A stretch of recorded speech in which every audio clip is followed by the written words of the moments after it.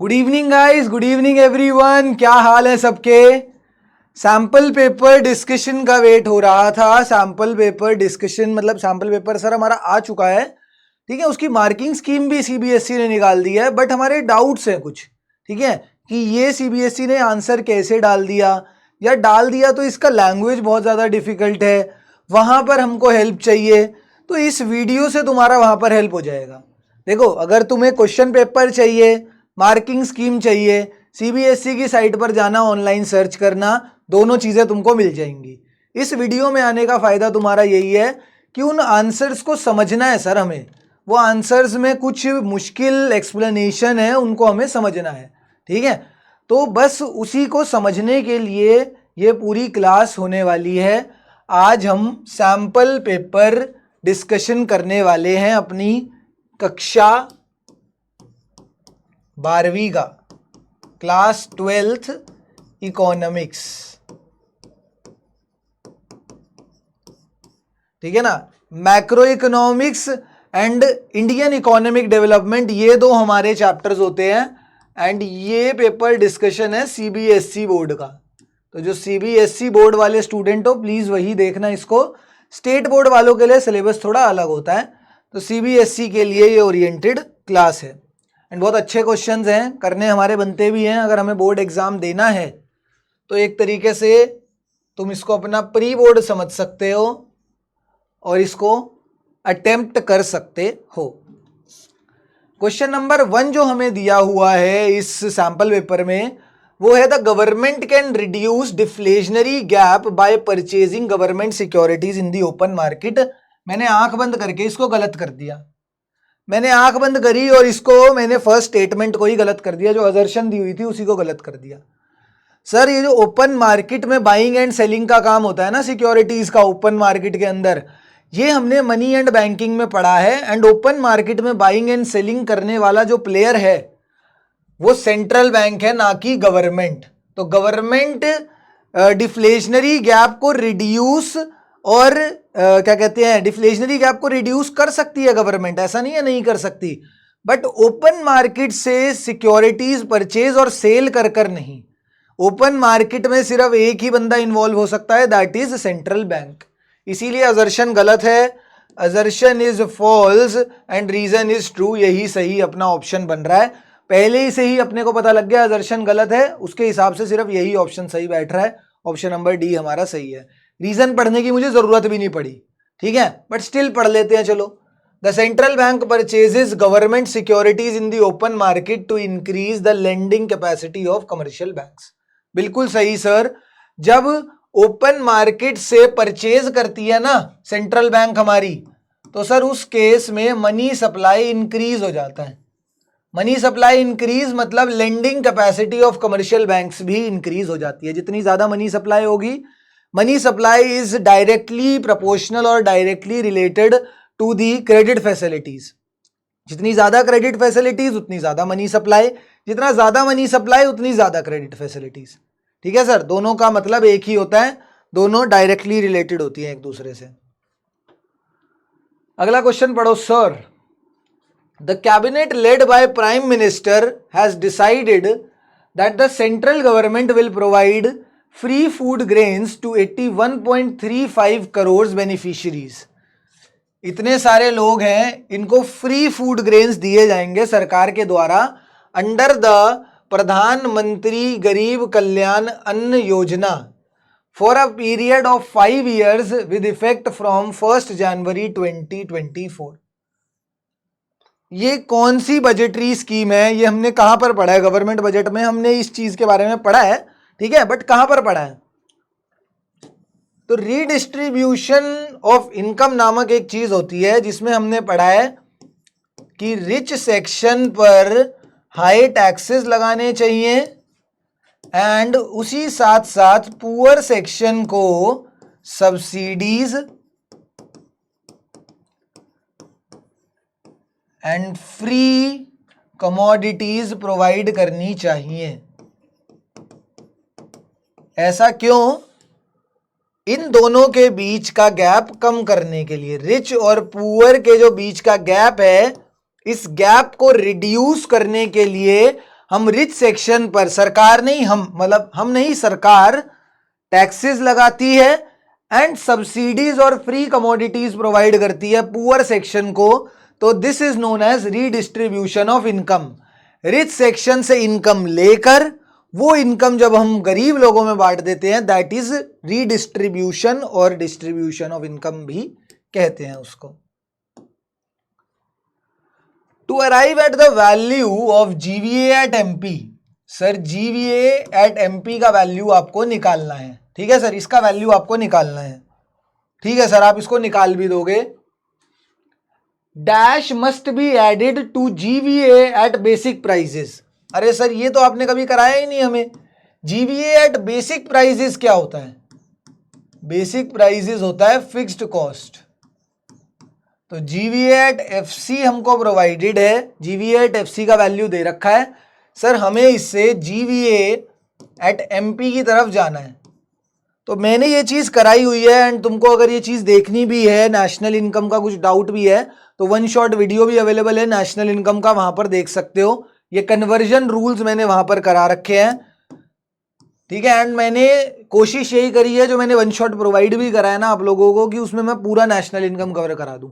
ये नहीं आधा घंटा 1 घंटा कराया एंड कि भैया इंपॉर्टेंट क्वेश्चंस हो गए ये कर लेना, ऐसा हिसाब नहीं करा है। 3-4 जितने भी घंटे की क्लास है ना, उसमें सारी चीज़ें देने की कोशिश करी है, कि यूं ना हो कि भैया तुक्का तीर चल रहा है अपना, कि 1 घंटे में जो आ गया ठीक है वो कर लिया। 4 घंटे में पूरा चैप्टर खत्म कर लिया। अब कुछ भी आ जाए तो हम कुछ भी देख लेंगे, कोई दिक्कत नहीं है सर अपने को। तो अगर ये चीज़ नहीं पता तो वहां से वन शॉट से एक बारी देख लेना, मैं भी समझा रहा हूं। फैक्टर कॉस्ट से मार्केट प्राइस पर जाने के लिए हमें जीवीए एट फैक्टर कॉस्ट में नेट इनडायरेक्ट टैक्सेस को ऐड करना पड़ता है। सर यहाँ पर तो नेट इनडायरेक्ट टैक्सेस नामक कोई चीज़ ही नहीं है, बट ये जो नेट प्रोडक्ट टैक्सेस है ना, यही हमारा नेट इनडायरेक्ट टैक्सेस है। नेट इनडायरेक्ट टैक्सेस को नेट प्रोडक्ट टैक्सेस भी कहा जाता है।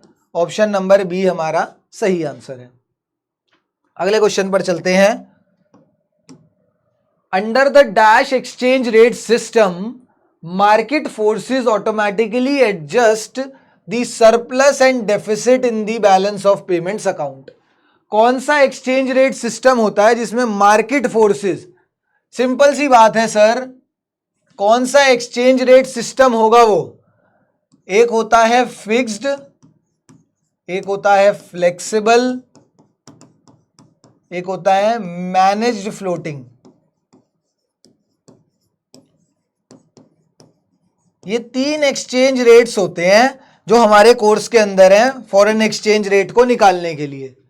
फिक्स्ड एक्सचेंज रेट में सर गवर्नमेंट डिसाइड करती है एक्सचेंज रेट को। फ्लेक्सिबल एक्सचेंज रेट में मार्केट फोर्सेस डिटरमाइन करती हैं एक्सचेंज रेट को। एंड मैनेज्ड फ्लोटिंग रेट के अंदर सर हमारा सेंट्रल बैंक डिटरमाइन करता है।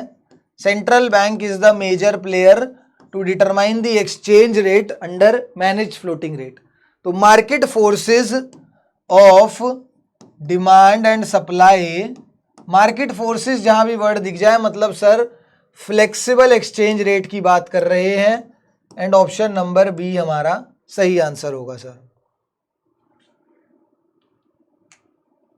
Indicates the reference line passing through the origin drawn at a particular angle. इन चारों में से आइडेंटिफाई करनी है रेफरेंस लाइन कौन सी है। Reference line, what is the reference line? Reference line का मतलब नहीं पता।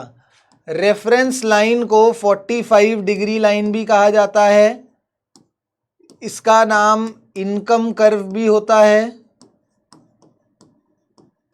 और इसको एग्रीगेट सप्लाई कर्व भी कहा जाता है। Aggregate supply curve, income curve और अपना 45 डिग्री लाइन सारे रेफरेंस कर्व के ही नाम है। सर आपने इसी में आंसर बता दिया, रेफरेंस कर्व का नाम होता है 45 डिग्री कर्व। तो 45 डिग्री तो यहीं दिख रहा है, तो ऑप्शन नंबर ए मेरा सही आंसर होगा sir ji. As per the data presented in union budget of 2023-24, the total receipts of the government excluding or other than borrowings is this। ये सरकार का क्या है? receipts excluding borrowings, and 45 lakhs is what? 45 lakhs is the government total expenditure. तो sir ये कौन से deficit की बात कर रहा है? यहां पर हमने 17.8 लाख करोड़ हमने वैल्यू निकाली है। वो कैसे निकली है? तो सर अगर आप 45 माइनस 27.2 करो ना, तो आपकी वैल्यू पता है कितनी निकल कर आएगी? 17.8 निकल कर आएगी। तो ये आपने वैल्यू कैसे निकाली? आपने इसमें से ये जो टोटल एक्सपेंडिचर आपको प्रोवाइडेड था, इसमें से आपने total expenditure, total receipts excluding borrowings को माइनस कर दिया। टोटल रिसीट्स एक्सक्लूडिंग बोरोइंग्स को माइनस कर दिया। अब जिस बच्चे ने मेरे साथ गवर्नमेंट बजट का चैप्टर पढ़ा है उसको पता होगा, या चलो मेरे साथ नहीं भी पढ़ा, जिस बच्चे ने गवर्नमेंट बजट का चैप्टर पढ़ा है उसको पता होगा कि ये फॉर्मूला होता है फिस्कल डेफिसिट का।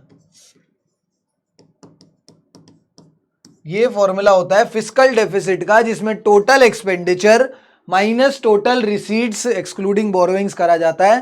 तो ये 17.8 जो वैल्यू आया है ये फिस्कल डेफिसिट का वैल्यू है sir. Fiscal deficit option number B हमारा करेक्ट आंसर होगा sir. Okay sir, okay ma'am, आगे चलो। दो स्टेटमेंट्स प्रोवाइडेड है, statement 1 and statement number 2। Statement 1 में कहा गया है the maximum value of marginal propensity to consume can be unity. तुमको बता देता हूं, मार्जिनल प्रोपेंसिटी टू कंज्यूम हो चाहे मार्जिनल प्रोपेंसिटी टू सेव हो, दोनों की मिनिमम वैल्यू 0 से ज्यादा और 1 से कम, ठीक है, बराबर भी हो सकती है। एमपीसी की मिनिमम वैल्यू 0 या उससे ज्यादा और मैक्सिमम वैल्यू 1 या उससे कम हो सकती है। एमपीएस के लिए भी यही सेम चीज अप्लाई करती है, ठीक है। तो बिल्कुल सही बात कही सर, पहली स्टेटमेंट बिल्कुल सही है, फर्स्ट स्टेटमेंट इज करेक्ट कि एमपीसी की मैक्सिमम वैल्यू 1 हो सकती है। बिल्कुल भाई, एमपीसी की मैक्सिमम वैल्यू 1 हो सकती है। अब आगे क्या बोला इसने?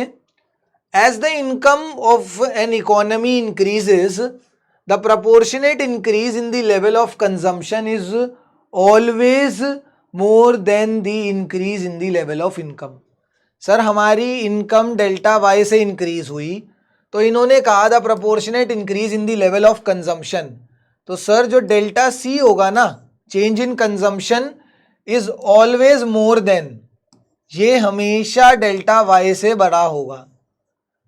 ठीक है सर, मैं मान लेता हूं इसकी बात, अगर ये ऐसा बोल रहे हैं मैं मान लेता हूं, और फिर मैं एमपीसी की वैल्यू निकालूंगा जो कि होता है delta C divided by delta Y.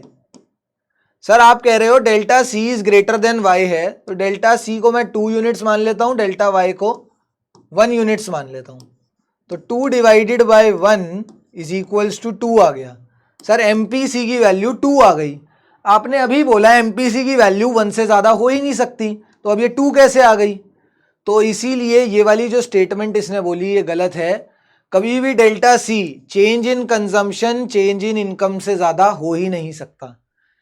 Normal logic देखो, चलो ये मत पढ़ो, मैक्रो इकोनॉमिक्स मत पढ़ो, तुम मुझे बताओ तुम्हारी इनकम 100 रुपए से 150 रुपए हो गई कल को, ठीक है, तो तुम्हारी इनकम बढ़ी 50 रुपए, तो तुम अपनी कंजम्पशन को कितना बढ़ा सकते हो?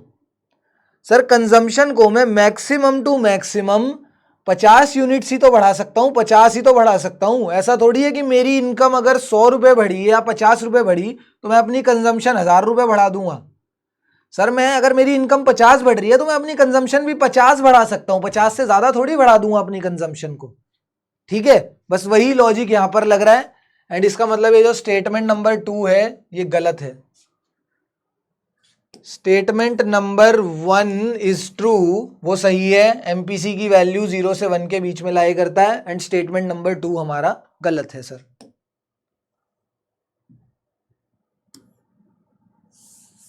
इन a 2 sector economy aggregate demand can be determined by adding.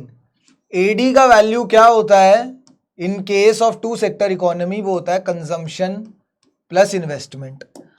Sir इससे काम नहीं बनेगा, इससे हमारा आंसर नहीं आएगा। और बताओ, कंजम्पशन के अंदर दो कंजम्पशंस होती हैं, एक होती है ऑटोनॉमस कंजम्पशन, या रुको ऐसे नहीं, शॉर्ट फॉर्म में लिखते हैं। कंजम्पशन का फॉर्मूला होता है C bar plus M P C multiply by Y, और इन्वेस्टमेंट का फॉर्मूला होता है आई बार। अब इसमें ये क्या क्या कंपोनेंट्स हैं sir? C bar depicts autonomous consumption, तो ऑटोनॉमस कंजम्पशन, ठीक है sir. M P C multiply by Y depicts induced consumption, ठीक है sir. I bar depicts autonomous investment, तो ऑप्शन नंबर डी हमारा सही आंसर होगा। मैंने मतलब चलो तुमने अगर नहीं भी पता ना तो आगे से ध्यान रखना कि जो इन्वेस्टमेंट होता है ना हमारा टू सेक्टर इकोनॉमी के अंदर, जो हमारा इन्वेस्टमेंट का वैल्यू होता है वो सिर्फ ऑटोनॉमस इन्वेस्टमेंट का वैल्यू होता है, इंड्यूस्ड इन्वेस्टमेंट का नहीं लेते हम। इंड्यूस्ड कंजम्पशन ली जाती है, ऑटोनॉमस कंजम्पशन ली जाती है एंड ऑटोनॉमस इन्वेस्टमेंट ली जाती है। इंड्यूस्ड इन्वेस्टमेंट हमारे सिलेबस का पार्ट नहीं है, हम उसको कंसीडर नहीं करते। दो स्टेटमेंट्स प्रोवाइडेड है, statement 1, statement 2। Statement 1 says foreign grants in aid receipts do not lead to any claim on the government। Grant in aid receipts का मतलब पता है क्या है? कि बाहर के देश से हमारे देश में कुछ ग्रांट आई है। ग्रांट एक तरीके से समझ लो मदद आई है। तो अगर कोई यूएस सरकार या कोई भी सरकार हमको कोई मदद दे रही है तो उस हमारे देश में कुछ प्रॉब्लम आ गई, कुछ फाइनेंशियल क्राइसिस हो गया जिसकी वजह से उनको मदद देनी पड़ी, तो वो जो ये मदद प्रोवाइड करी जाती है ना, ग्रांट इन एड प्रोवाइड करी जाती है, इसके पीछे उनका कोई मोटिव नहीं होता, कोई पर्पस नहीं होता, दैट इज अ हेल्प। तो जब हेल्प प्रोवाइड करी जा रही है तो उसके बदले में यूएसए या कोई भी गवर्नमेंट का कोई ऐसा पर्पस नहीं होता कि ये भैया तुम्हारे को हेल्प दे रहे हैं, तुम्हारे को लोन दे रहे हैं। ग्रांट का मतलब यही है कि वो लोन नहीं होता, वो एक हेल्प प्रोवाइड करी जा रही है। Grant is not a loan. तो it led to a claim. Claim मतलब क्या होता है? लाइबिलिटी। तो सर जब ग्रांट प्रोवाइड करी जाती है तो लाइबिलिटी क्रिएट नहीं होती। बिल्कुल सही बात है, ये स्टेटमेंट बिल्कुल सही कह रही है। ग्रांट का मतलब एक फाइनेंशियल हेल्प होता है, एक ट्रांसफर पेमेंट होता है। उसका मतलब कोई यूं नहीं है कि हम किसी को उधार दे रहे हैं, ठीक है ना। अगर मैं किसी को ग्रांट दे रहा हूं इसका मतलब मैं उसकी हेल्प कर रहा हूं, ना कि उसको उधार दे रहा हूं। तो it do not create to liability of the government, ये बिल्कुल सही बात है, ये स्टेटमेंट बिल्कुल सही है। Disposal of equity by the public sector undertaking in a market में lead to a decrease in the asset of the government, ये स्टेटमेंट भी बिल्कुल सही है। अब क्यों सही है? Disposal of equity by the public sector undertaking मतलब पब्लिक सेक्टर अंडरटेकिंग है, पब्लिक सेक्टर कंपनी है, उसने अपने कुछ शेयर्स बेच दिए। तो अगर पब्लिक सेक्टर अंडरटेकिंग मतलब सरकारी कंपनी अपना कुछ शेयर, अपना कुछ पार्ट किसी को बेच देगी तो सरकारी कंपनी जो थी वो हमारे सरकार का, गवर्नमेंट का एसेट था। और अगर वो एसेट बिक रहा है, थोड़ा पार्ट भी बिक रहा है, इसका मतलब सर एसेट का वैल्यू कम हो रहा है। किसके एसेट का वैल्यू? सरकार के एसेट का वैल्यू। तो there is a decrease in the assets of the government, ये स्टेटमेंट भी बिल्कुल सही है। Both statement 1 and 2 are correct, ये सही आंसर है। इधर देखो, अब ये दे रखा है ग्राफ जिसमें बोला है the trade under current account during January 2024। जनवरी 2024 ये रहा, ठीक है। ये हमारे करंट अकाउंट का वो दे रखा है export and imports. Imports blue से रिप्रेजेंट कर रखे हैं, एक्सपोर्ट्स व्हाइट से रिप्रेजेंट हो रखे हैं। तो अब सबसे पहले ये देखना है यहाँ पे डेफिसिट हो रहा है या फिर सरप्लस हो रहा है, उसके बाद माइनस करेंगे सर। भाई इधर देखो सर, साफ साफ दिखाई दे रहा है जो इंपोर्ट है ना वो ज्यादा है एक्सपोर्ट से। तो इंपोर्ट्स अगर ज्यादा होते हैं ना एक्सपोर्ट से, इसका मतलब आउटफ्लो ऑफ फॉरेन करेंसी या फिर इसको फॉरेन एक्सचेंज भी बोला जाता है, is greater then the inflow of foreign exchange. क्या मतलब हुआ इसका?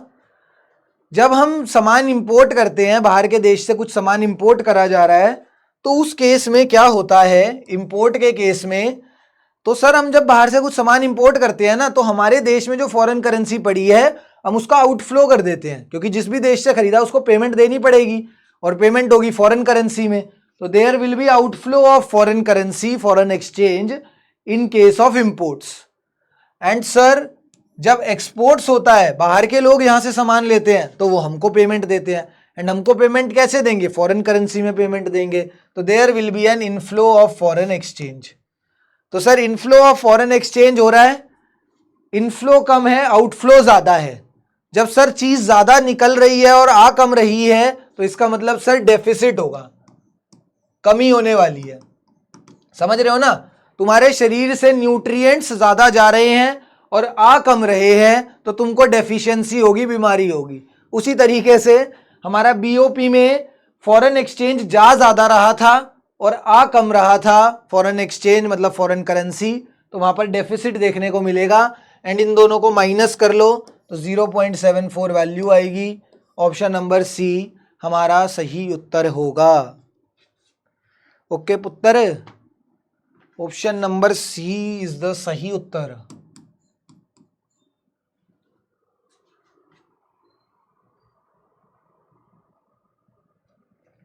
अब आ गया खतरनाक दर्दनाक नेशनल इनकम का क्वेश्चन। नेशनल इनकम का क्वेश्चन आया है। नेशनल इनकम के क्वेश्चन में बोला है on the basis of the given data, इस डेटा को अगर हम देखें, estimate the value of domestic income. Domestic income का वैल्यू होता है NDP at FC, net domestic product at factor cost, हमारा डोमेस्टिक इनकम का वैल्यू होता है। सर ये जो कंपोनेंट्स प्रोवाइडेड है ना, ये कंपोनेंट्स की हेल्प से मैं एक्सपेंडिचर मेथड लगाऊंगा एंड आंसर निकालूंगा। अब एक्सपेंडिचर मेथड के सर मुझे कंपोनेंट्स याद नहीं है, तो एक्सपेंडिचर मेथड के 4 कंपोनेंट्स होते हैं। 4 कंपोनेंट्स कौन से होते हैं? Private final consumption expenditure, gross investment और government final consumption expenditure and net exports. तो देखो प्राइवेट या फिर household is one of the same thing, तो household final consumption expenditure ये हमारा पहला एलिमेंट है। Government final consumption expenditure this is our second element. Gross investment या फिर ग्रॉस कैपिटल फॉर्मेशन में कौन कौन सी चीजें आने वाली हैं, ये देखो। Gross business investment, capital formation का मतलब ना इन्वेस्टमेंट ही होता है, तो ये भी कैपिटल फॉर्मेशन, ये भी इन्वेस्टमेंट है। Residential construction investment this is also an investment. Inventory investment sir this is also an investment. And gross public investment this is also an investment. तो सर ये चारों इन्वेस्टमेंट्स हैं, इन चारों को ऐड कर दो। 150 प्लस 120 कितना हो गया? 270, और 140 प्लस 500 इज इक्वल्स टू 640। तो इन दोनों को ऐड करो, 8, 910। 910 हमारे उस थर्ड कंपोनेंट का वैल्यू है। थर्ड कंपोनेंट कौन सा है? Gross investment. गवर्नमेंट फाइनल मिल गया, हाउस होल्ड कंजम्पशन एक्सपेंडिचर मिल गया, गवर्नमेंट कंजम्पशन एक्सपेंडिचर मिल गया एंड ग्रॉस इन्वेस्टमेंट मिल गई। उसके अलावा नेट एक्सपोर्ट्स चाहिए होता है हमको। नेट एक्सपोर्ट्स का मतलब होता है excess of exports over imports, but इधर तो excess of imports over exports हमें प्रोवाइडेड है, तो सर इसी के आगे एक माइनस साइन लगा देना, तो ये हमारा फोर्थ एलिमेंट हो जाएगा। फोर्थ एलिमेंट कौन सा था? Net exports. ठीक है, क्योंकि सर हमें देखो, हमें चाहिए था एक्सपोर्ट्स माइनस इंपोर्ट्स का वैल्यू, एंड क्वेश्चन में दे रखा है इंपोर्ट्स माइनस एक्सपोर्ट्स का वैल्यू, तो बस आपको उल्टा ही तो करना है। तो हमने वही करा, +20 को उल्टा करके -20 बना दिया। ठीक है, तो जो हमारा फोर्थ कंपोनेंट है नेट एक्सपोर्ट्स, वो आ गया -20। सारे कंपोनेंट्स अपने पास निकल गए। अब इन सब की वैल्यूज को ऐड कर दो। 800 मैंने ऐड करा, उसके बाद मैंने गवर्नमेंट फाइनल ऐड करा, कितना है? Government final is 170। उसके बाद वो सारे कंपोनेंट्स, सर ये जो 4 कंपोनेंट्स आपने ढूंढे थे, इन सबको ऐड करके आपका कितना आ रहा था, 910 आ रहा था ना, इन सबको ऐड करके 910 आ रहा था। फिर ये नेट एक्सपोर्ट्स जो था आपका -20 था, फिर ये आगे -40, और ये क्यों करा है ये तुमको बताता हूं, अभी मत देखो इसको, ठीक है, इसको भी अभी मत देखो। इन सबको ऐड करके कितना आएगा, 910 -20 हो जाएगा 890, 890 प्लस 970,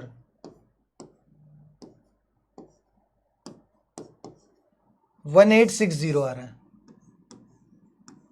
1860 वैल्यू आई है एक्सपेंडिचर मेथड से।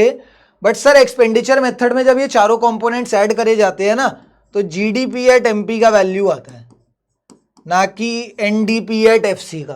तो ठीक है भाई, तो ये जो मेरा वैल्यू आया है ये जीडीपी एट एमपी का वैल्यू आया है, इससे हमें एनडीपी एट एफसी निकालना है। ये कन्वर्जन रूल भी मैंने बहुत अच्छे से कराए हैं वन शॉट में, बट फिर हम ऐसा नहीं है यहाँ पे नहीं करेंगे, यहाँ पर भी करेंगे। सर ग्रॉस से जब नेट पर आना होता है ना, ग्रॉस से नेट पर आने के लिए डेप्रीसिएशन सब्ट्रैक्ट होता है सर। डोमेस्टिक सेम है तो कुछ नहीं करना, प्रोडक्ट सेम है कुछ नहीं करना, मार्केट प्राइस से फैक्टर कॉस्ट की तरफ आते हैं ना सर, तो NIT net indirect taxes subtract होता है। जीडीपी एट एमपी का वैल्यू आया 1860 माइनस डेप्रीसिएशन कितना है, डेप्रीसिएशन ये रहा कंजम्पशन ऑफ फिक्स्ड कैपिटल, यही डेप्रीसिएशन है जो कि है 40, तो -40 करा। नेट इनडायरेक्ट टैक्सेस भी क्वेश्चन में दे रखा है जो कि है 70, तो इनको भी माइनस कर दिया, -70। इसमें से सब्ट्रैक्ट करो तो आंसर आएगा 1750 करोड़। यही हमारा डोमेस्टिक इनकम का वैल्यू है, यही हमारा एनडीपी एट एफसी का वैल्यू है जो हमें क्वेश्चन में निकालना था। ठीक है ना भाइयों, ओके जी, कोई दिक्कत तो नहीं।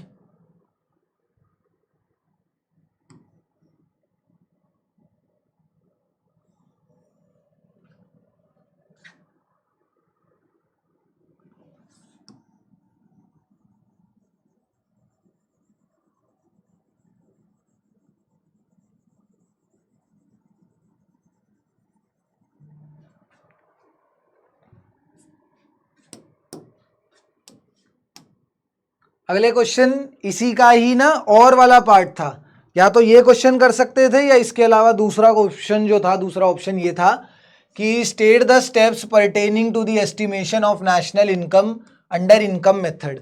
सर इनकम मेथड से हम नेशनल इनकम का वैल्यू कैसे निकालते हैं, तो यहीं देख लो कैसे निकालते हैं। सबसे पहले हमें क्या करना होता है, जितने भी ना ये 3 कंपोनेंट्स होते हैं, compensation of employees, operating surplus and mixed income, ये सारी चीजें होती हैं, ये हमको ढूंढनी पड़ती हैं। कंपनसेशन ऑफ एम्प्लॉइज की वैल्यू हमको फाइंड आउट करनी होती है, operating surplus and mixed income, ये सारी वैल्यूज फाइंड आउट करके सर इनको सम अप करते हैं, इनको ऐड करते हैं। ठीक है, the sum of factor payments represents the contribution of sectors of all the sectors, लिख दो, of all the sectors to domestic income. ठीक है सर, मतलब ये सब चीजें ऐड करके ये सारी तरीके की इनकम, ये सारी ना अलग अलग तरीके की इनकम्स हैं, compensation of employees, operating surplus, mixed income, all these are different types of incomes. इन सब को ऐड करके जब हम निकालते हैं तो हमारी डोमेस्टिक इनकम का वैल्यू आ जाता है सर। बट हमें डोमेस्टिक इनकम नहीं चाहिए, हमें नेशनल इनकम निकालनी है। National income is NNP at FC, domestic income is NDP at FC. तो सर हमें डोमेस्टिक से नेशनल की तरफ जब जाना होता है ना, तो हम net factor income from abroad को ऐड कर देते हैं। ये देखो इन्होंने भी क्या करा है, net factor income from abroad को ऐड कर दिया हमारे एनडीपी एट एफसी के अंदर, एंड हमें नेशनल इनकम का वैल्यू मिल गया।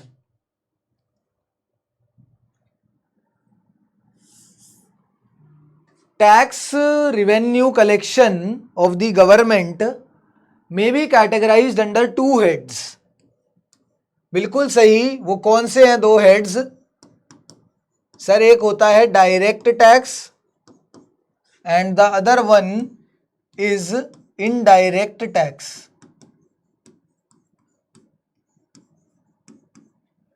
ठीक है। अब मुझे नहीं पता सर डायरेक्ट टैक्स क्या होता है, इनडायरेक्ट टैक्स क्या होता है।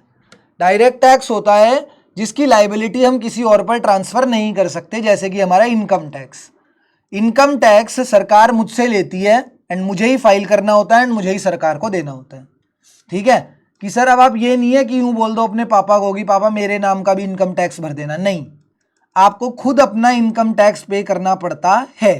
आप उसकी लाइबिलिटी किसी और पर शिफ्ट नहीं कर सकते।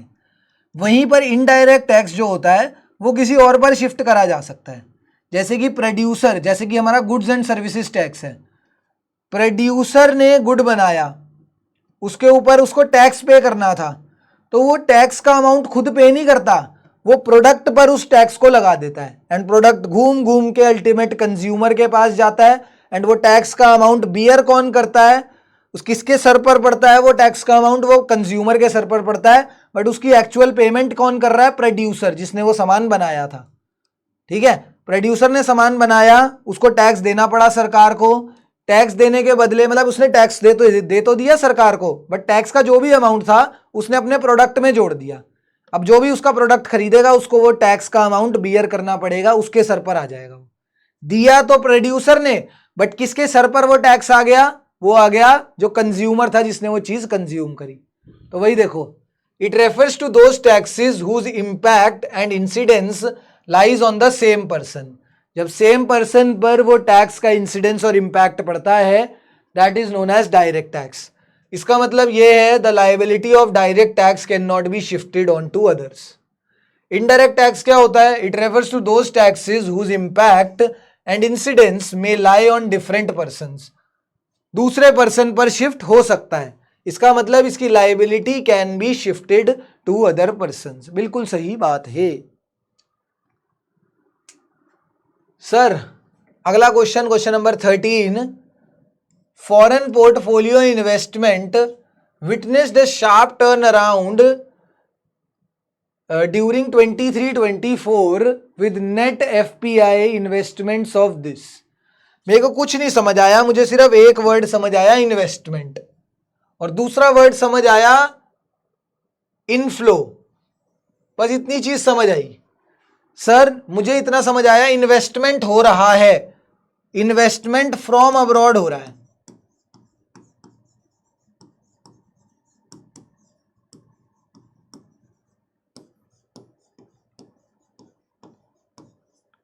इन्वेस्टमेंट फ्रॉम अब्रॉड हो रहा है, मुझे सिर्फ इतनी सी बात समझ आई है, क्योंकि देखो इनफ्लो लिखा है, तो बाहर से जब इन्वेस्टमेंट होता है तो there is a inflow of foreign currency. तुम्हारे सामने है यहां पर फॉरेन करेंसी, या जिसको फॉरेन एक्सचेंज भी बोला जाता है, उसका इनफ्लो हो रहा है हमारी कंट्री के अंदर, फॉरेन करेंसी आ रही है। तो फॉरेन करेंसी का जब भी इनफ्लो होता है तो वो हमेशा रिफ्लेक्ट होता है, फॉरेन करेंसी का inflow is always reflected on the credit side of BOP account। But अब BOP का कौन सा अकाउंट है, दो अकाउंट होते हैं BOP के, एक करंट अकाउंट होता है, एक कैपिटल अकाउंट होता है। क्रेडिट साइड तो ठीक है, बट कौन से अकाउंट के क्रेडिट साइड पर आएगा? सर यहां पर ना इन्वेस्टमेंट्स आ रही हैं, यहां पर इन्वेस्टमेंट्स आ रही हैं, तो जब इन्वेस्टमेंट आती है ना, इसका मतलब हमारी कंट्री के ऊपर एसेट्स इंक्रीज हो रहे हैं, डिक्रीज हो रहे हैं, या लायबिलिटी इंक्रीज हो रही है या लायबिलिटी डिक्रीज हो रही है, तुम खुद सोचो। बस इतनी सी बात है कि जब भी इन्वेस्टमेंट्स फ्रॉम अब्रॉड आ रहा है ना, इसका मतलब अब हमारी इकोनॉमी के ऊपर दो चीजें हो सकती हैं। ठीक है, मतलब ना इससे, इसका कहने का मतलब क्या है, इन्वेस्टमेंट्स फ्रॉम अब्रॉड से क्या होगा, लायबिलिटी और एसेट पर फर्क पड़ेगा, लायबिलिटी और एसेट अफेक्ट होंगी इससे, और लायबिलिटी और एसेट अगर अफेक्ट होंगी तो वो हमेशा कैपिटल अकाउंट में शो करेगा। Credit side of capital account में आएगा। क्या है sir, investments from abroad is what? बाहर से अगर इन्वेस्टमेंट आ भी रही है तो वो क्या चीज है? बाहर से अगर लोगों ने इन्वेस्टमेंट करी, हमारी कंट्री के एसेट्स खरीदे, मान के चलो, ठीक है, हमारी कंट्री में आके इन्वेस्टमेंट करी, प्लांट सेटअप करा, इंडस्ट्री लगाई, तो वो किस लिए कर रहे हैं, वो किस लिए कर रहे हैं, यहां से प्रॉफिट अर्न करने के लिए। प्रॉफिट अर्न मतलब एक तरीके से अगर तुम देखो तो उन्होंने हमारी कंट्री के आगे एसेट्स खरीद लिए। ठीक है, तो सर हम यूं बोल सकते हैं, जब यहां पर इन्वेस्टमेंट फ्रॉम अब्रॉड हुआ तो हमारी कंट्री के जो एसेट्स थे वो रिड्यूस हो गए। हम ये चीज बोल सकते हैं या नहीं?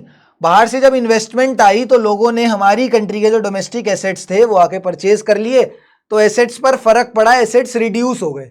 तो अगर एसेट और लायबिलिटी पर फर्क पड़ता है ना सर, तो वो कैपिटल अकाउंट में शो होता है, एंड इनफ्लो हो रहा है तो इसलिए credit side of capital account. तो यही चीज यहां पर लिखी है, देख लो। Foreign portfolio investment will be recorded on the credit side of the capital account of the balance of payment. Credit side पर किस लिए आ रहा है? Because sir inflow of foreign exchange हो रहा है, इनफ्लो का केस है, इसीलिए क्रेडिट साइड पर शो हो रहा है sir. Furthermore such transactions are documented in the capital account. Capital account में क्यों है? चलो ठीक है सर, इनफ्लो है इसलिए क्रेडिट साइड पर है, बट कैपिटल अकाउंट में क्यों आ रहा है? As they reflect the change in the ownership of financial assets between the residents of the country and rest of the world. Sir ownership में चेंज हुआ है फाइनेंशियल एसेट्स के, मतलब जो पहले एसेट्स हमारे इंडिया के थे वो एसेट्स अब रिड्यूस हो गए हैं, समझ रहे हो ना? अब वो एसेट्स इंडिया के नहीं रहे, किसी और ने परचेज कर लिए हैं, तो एसेट या लायबिलिटी पर अगर फर्क पड़ता है ना सर, तो वो कैपिटल अकाउंट में शो होता है, एंड यहां पर एसेट हमारा कम हो रहा है तो इसलिए वो कैपिटल अकाउंट में शो हो रही है ट्रांजैक्शन। सेकंड पार्ट था बैलेंस ऑफ पेमेंट क्या होता है, बैलेंस ऑफ पेमेंट डेफिसिट क्या होता है। बैलेंस ऑफ पेमेंट में डेफिसिट तब देखने को मिलता है, डेफिसिट मतलब कमी। कमी सर कब होगी? जब हमारी कमाई कम है, हमारी इनकम कम है और हमारे खर्चे ज्यादा हैं। कौन से खर्चे ज्यादा हैं? Autonomous payments. ऑटोनॉमस पेमेंट्स ज्यादा हैं एंड ऑटोनॉमस रिसीट्स हमारी कम है।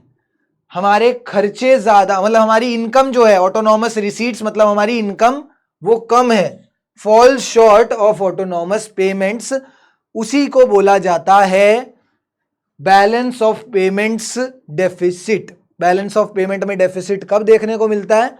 वो तभी देखने को मिलता है जब autonomous receipts are less than the autonomous payments.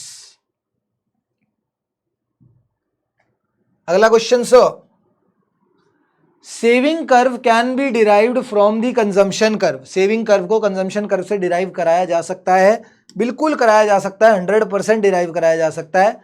देखो ये हमारा कंजम्पशन कर्व था सर, ठीक है। कंजम्पशन कर्व और इनकम कर्व जहां पर मीट करते हैं ना सर, इस पॉइंट को बोलते हैं ब्रेक इवन पॉइंट, जहां पर कंजम्पशन बराबर होती है इनकम के। सर अगर सारी इनकम कंज्यूम हो गई, इसका मतलब इस पॉइंट पर जो हमारी सेविंग्स होगी वो होगी जीरो। अगर हम सब कुछ जितना भी हमने कमाया सब कंज्यूम कर देंगे, खर्च कर देंगे, तो सेविंग्स जीरो हो जाएगी। और सर ये जो पॉइंट है ना, इसको बोला जाता है सी बार। जितना सी बार होता है ना सर, अगर ये 10 यूनिट्स है तो सेविंग्स कर्व -10 यूनिट से स्टार्ट होगा। इसको ये जो पॉइंट ए लिखा हुआ है इसको तुम -सी बार बोल सकते हो। अगर ये सी बार जो है ये 10 यूनिट्स है तो सर जरूर ये भी 10 यूनिट्स ही होगा, बस वो पॉजिटिव साइड पे है इसलिए +सी बार लिखा हुआ है, ये नेगेटिव साइड पे है इसलिए -सी बार लिखा हुआ है। तो अगर सर ये 10 यूनिट से स्टार्ट हो रहा है यहां से, तो ये -10 से स्टार्ट होगा। तो हमें सेविंग्स कर्व का एक पॉइंट ये पता लग गया, दूसरा पॉइंट ये पता लग गया, दोनों पॉइंट्स को मैंने ज्वाइन करा और एक्सटेंड कर दिया तो मेरा सेविंग्स कर्व डिराइव हो गया। ये जो चीज मैंने बोली अगर तुमने ये सुन ली होगी, यही होता है सेविंग्स कर्व का डेफिनेशन, डेरिवेशन, एंड यही चीज यहां पर लिखी है।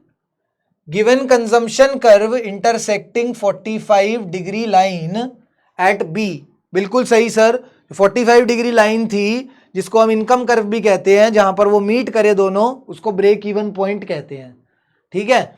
अब जो OA क्या था, ये वाला point is the starting point of the consumption curve, is the negative intercept on y-axis equals to OC, that is autonomous consumption, having positive intercept on y-axis as a starting point of the saving curve। ये सब चीजें जो लिखी है ना, जो मैंने बोली बड़ी मुश्किल भाषा में लिखी है, बट जो मैंने चीज बोली वही वो यहां पर लिखी हुई है।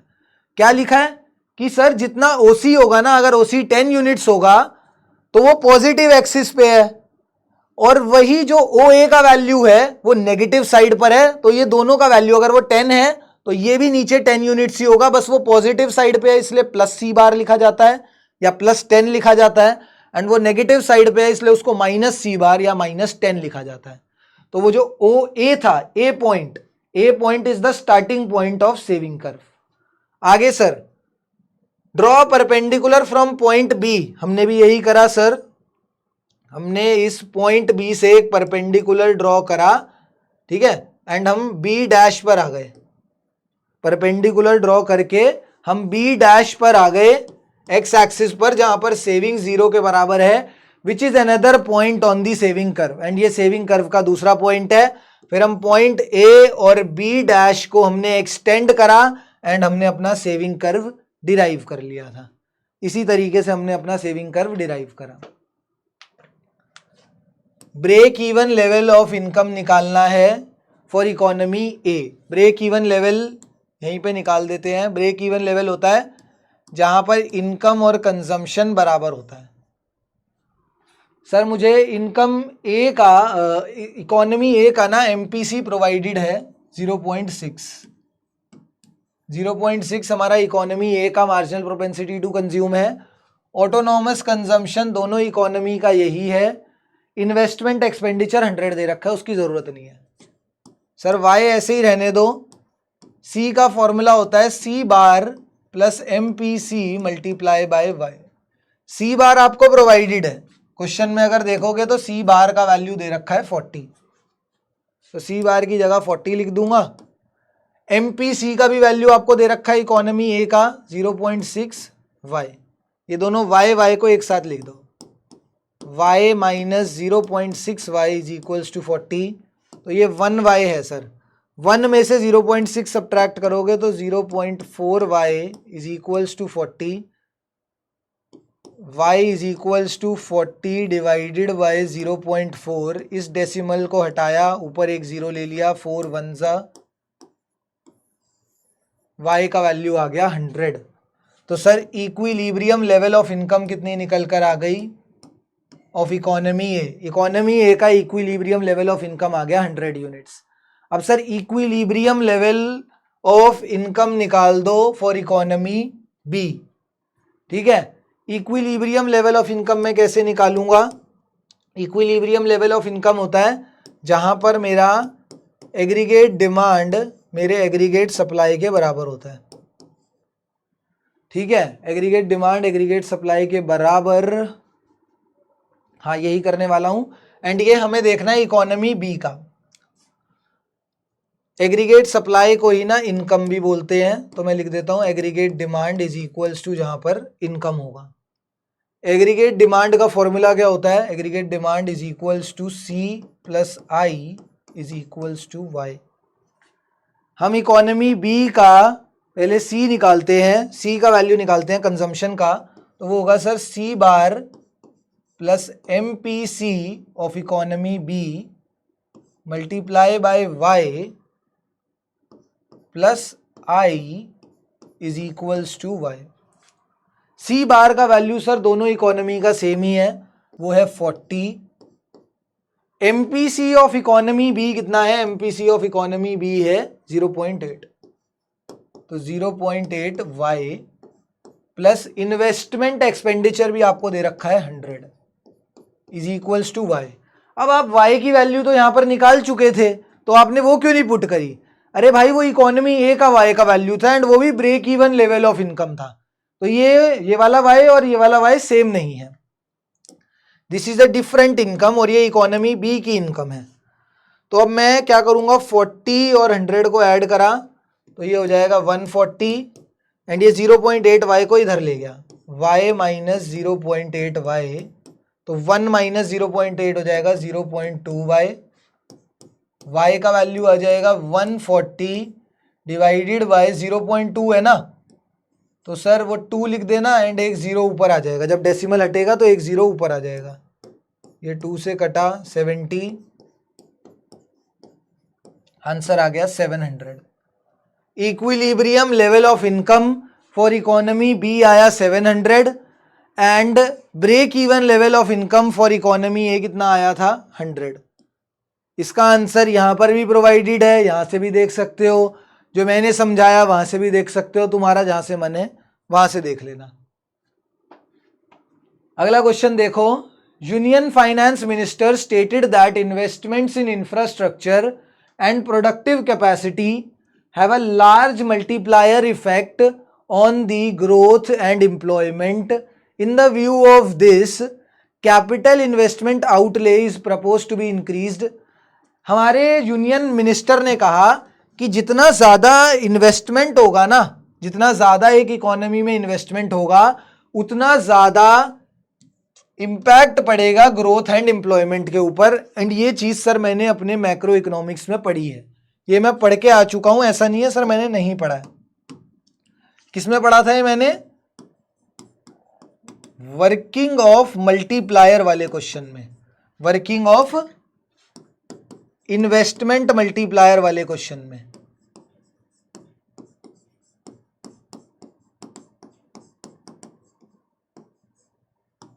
वर्किंग ऑफ इन्वेस्टमेंट मल्टीप्लायर वाले क्वेश्चन में मैंने ये सेम चीज पढ़ी हुई है एंड वही यहां पर हमको दिखाना है।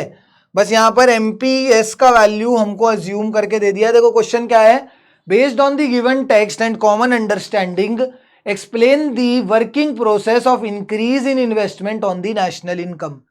तो sir working of investment multiplier में हम यही पढ़ते हैं कि कैसे एक increase in investment change in income लेके आती है एंड वो चेंज इन इनकम कितना ज्यादा होता है उस पर कैसे मल्टीप्लायर इफेक्ट लगता है, इन्वेस्टमेंट मल्टीप्लायर इफेक्ट कैसे लगता है, वो हम कर चुके हैं वर्किंग ऑफ इन्वेस्टमेंट मल्टीप्लायर पे। तो ये पूरा क्वेश्चन कुछ नहीं है, सिर्फ ये डराने के लिए पूरा पैराग्राफ दे रखा है। इसमें हमें वर्किंग ऑफ इन्वेस्टमेंट मल्टीप्लायर दिखाना है। अगर तुमने determination of income and employment वाला चैप्टर करा है, इन्वेस्टमेंट मल्टीप्लायर पढ़ा है, तो वर्किंग ऑफ इन्वेस्टमेंट मल्टीप्लायर की पूरी एक प्रॉपर क्लास होती है। वही क्लास से रिलेटेड देख लो तुम्हारा क्वेश्चन है कितने नंबर का, 4 नंबर का डायरेक्ट क्वेश्चन आया हुआ है, कुछ घुमा फिरा नहीं रखा, सीधा पूछ लिया है। बस एमपीएस का हमें वैल्यू दे दिया है, मार्जिनल प्रोपेंसिटी टू सेव हमें क्वेश्चन में दे दिया है, बना लेंगे। ये सब तो टेबल की एक्सप्लेनेशन है। ये टेबल देखते हैं पहले क्या होता है। सर चेंज इन इन्वेस्टमेंट आप ले लो अपना 1000। सर जितना इन्वेस्टमेंट करा होगा ना आपने, वही किसी दूसरे बंदे की इनकम बन गई होगी। जो भी चीज़ आपने खरीदी, जो भी आपने इन्वेस्टमेंट करा, खर्चा करा, वो किसी दूसरे बंदे की इनकम बन गई होगी। हम यहाँ पर एक अजम्पशन लेते हैं, वो अजम्पशन ये होती है कि कहाँ गया, one expenditure is another's income. मतलब सर जो एक का खर्चा होगा, जिस एक आदमी ने खर्चा करा है, वो किसी दूसरे आदमी के लिए इनकम बन जाएगी। ये तो बिल्कुल सही बात है। आप कल को कोई रैकेट खरीदने जाते हो, बैट बॉल खरीदने जाते हो, तो जिस दुकान से आप बैट बॉल खरीदते हो आपके लिए तो वो खर्चा हो जाता है, बट उस दुकानदार के लिए वो इनकम हो जाती है। वही बात है बस। तो आपने 1000 में से 0.2, 1000 का 20% था ना भाई, क्वेश्चन में कितना दे रखा है 20%। 1000 का 20% दैट इज 200 आपने सेव कर लिया, 800 आपने कंज्यूम कर लिया। जो आपकी कंजम्पशन है वो किसी दूसरे के लिए इनकम बन गई है। ऐसे ही मल्टीप्लायर इफेक्ट चालू रहता है। ये कब तक चालू रहेगा? जब तक ये वैल्यू 0 नहीं हो जाएगी। तो हम नहीं देखने वाले कब तक 0 तक जाएगी, हम इसका टोटल वैल्यू निकाल लेते हैं। सर ये बारी बारी साइकिल में जो पैसा आ रहा था, चेंज इन इनकम आ रहा था, वो टोटल 5000 कैसे हुआ, उसके लिए तुम्हें इन्वेस्टमेंट मल्टीप्लायर का फॉर्मूला आना चाहिए, जो कि होता है 1/1 माइनस MPC। तो 1/1 माइनस 0.8। अब ये मुझे कैसे पता लगा? सर MPS कितना था? MPS 20% था, 20% का डेसिमल वैल्यू निकालो 0.2। तो MPC कितना होता है? MPC हो जाता है हमारा, या तो सीधा MPS का ही वैल्यू डाल दो ना। इन्वेस्टमेंट मल्टीप्लायर का एक फॉर्मूला होता है 1/MPS। तो 1/0.2 करोगे तो वो 5 ही निकल कर आएगा। सर मतलब ये जो हमारी चेंज इन इनकम है ना, ये 5 गुना हो जाएगी, 5 टाइम्स हो जाएगी। तो 1000 का 5 गुना इक्वल्स टू 5000 हो जाएगी हमारी इनकम। वो बारी बारी घूम फिर के जब एक इकोनॉमी में इनकम आती रहती है तो वो 5 गुना बन गई। 5 गुना का 80% इज 4000, 5000 का मतलब 80% इज 4000 एंड 20% इज 1000। एंड इसी पूरे को हम मल्टीप्लायर इफेक्ट या वर्किंग ऑफ इन्वेस्टमेंट मल्टीप्लायर के नाम से जानते हैं। ये सब तुमने करा हुआ है अगर तुमने determination of income in employment वाला चैप्टर करा है। ये टेबल पे क्या चल रहा है, ये कैसे क्या हुआ, ये सब आपको एक्सप्लेन करना है, तभी पूरे नंबर मिलेंगे। ठीक है सर, कि वो 1000 रुपये कितने खर्च हुए, कितने सेव हुए। वो जो सर 800 रुपये खर्च हुए वो किसी दूसरे के लिए इनकम बन गई, तो वो सेकेंड राउंड ऑफ इनकम में आ गया। फिर सर वो 800 में से 80% इस 640 वो आपने खर्चा करा, फिर वो दोबारा से अगले राउंड में आया, वो किसी दूसरे के लिए इनकम बन गया। यही चीज आपको एक्सप्लेन करना है। सो ये क्वेश्चन नंबर 16 इतना निहायती बकवास क्वेश्चन, मतलब ये इतना आसान क्वेश्चन है, इन्होंने इकोनॉमिक्स के अंदर ना इंग्लिश का क्वेश्चन दे दिया। इस क्वेश्चन में हमको कुछ करना ही नहीं है, जेन्युइनली कुछ नहीं करना, मतलब हमें इकोनॉमिक्स का कुछ आना ही नहीं चाहिए। ये कॉम्प्रीहेंशन वाला क्वेश्चन दे दिया इन्होंने, इंग्लिश कॉम्प्रीहेंशन का क्वेश्चन। मैंने ये पूरा पैराग्राफ पढ़ा, ठीक है, एंड उसके बाद मैंने क्वेश्चंस देखे। तो इसने बोला in the light of the given statement state and discuss briefly any 2 forms of money. And ये 2 फॉर्म्स ऑफ मनी इसने यहीं पर डिस्कस कर रखी है। ये देखो, ये कॉइन्स हैं एंड ये पेपर करेंसी के बारे में इसने खुद ही डिस्कस कर दिया। अगर तुम पैराग्राफ पढ़ोगे तो पैराग्राफ में ही तुमको आंसर मिल जाएगा। पेपर करेंसी के बारे में सारी डेफिनेशन यहां पे दे दी और कॉइन्स के बारे में डेफिनेशन यहां पर दे दी। तो ये 2 टाइप्स या 2 फॉर्म्स ऑफ मनी हमारे पास होती है, एंड यही यहां पर बताना था, पैराग्राफ में से देख के लिख देना। ठीक है, अब इसमें पूछा है कि ये ना डिजिटल करेंसी है, एक डिजिटल करेंसी कौन सी है, सेंट्रल बैंक कुछ था इसका नाम, सेंट्रल बैंक डिजिटल करेंसी, हाँ सेंट्रल बैंक डिजिटल करेंसी थी। उसके ना कुछ नुकसान, अब ये पूछ रहा है कि ना इस सेंट्रल बैंक डिजिटल करेंसी के कुछ बेनिफिट्स हैं एंड कुछ नुकसान हैं, तो उनके बारे में बताओ। तो अब देखो यहीं पे क्वेश्चन में ही, मतलब पैराग्राफ में ही तुम्हारे पास आंसर है। ये देखो उसके बेनिफिट्स लिख रखे हैं, reduced dependency on cash, lower transaction cost, reduced settlement risk, ये सब उसके बेनिफिट्स हो गए। अब उसके कुछ नुकसान भी बता रखे थे, हाँ देखो उसके नुकसान क्या है, such as cyber attacks, technology preparedness, but they need to be carefully evaluated against potential benefits. तो हमसे क्वेश्चन में उसके रिस्क और बेनिफिट्स पूछे थे।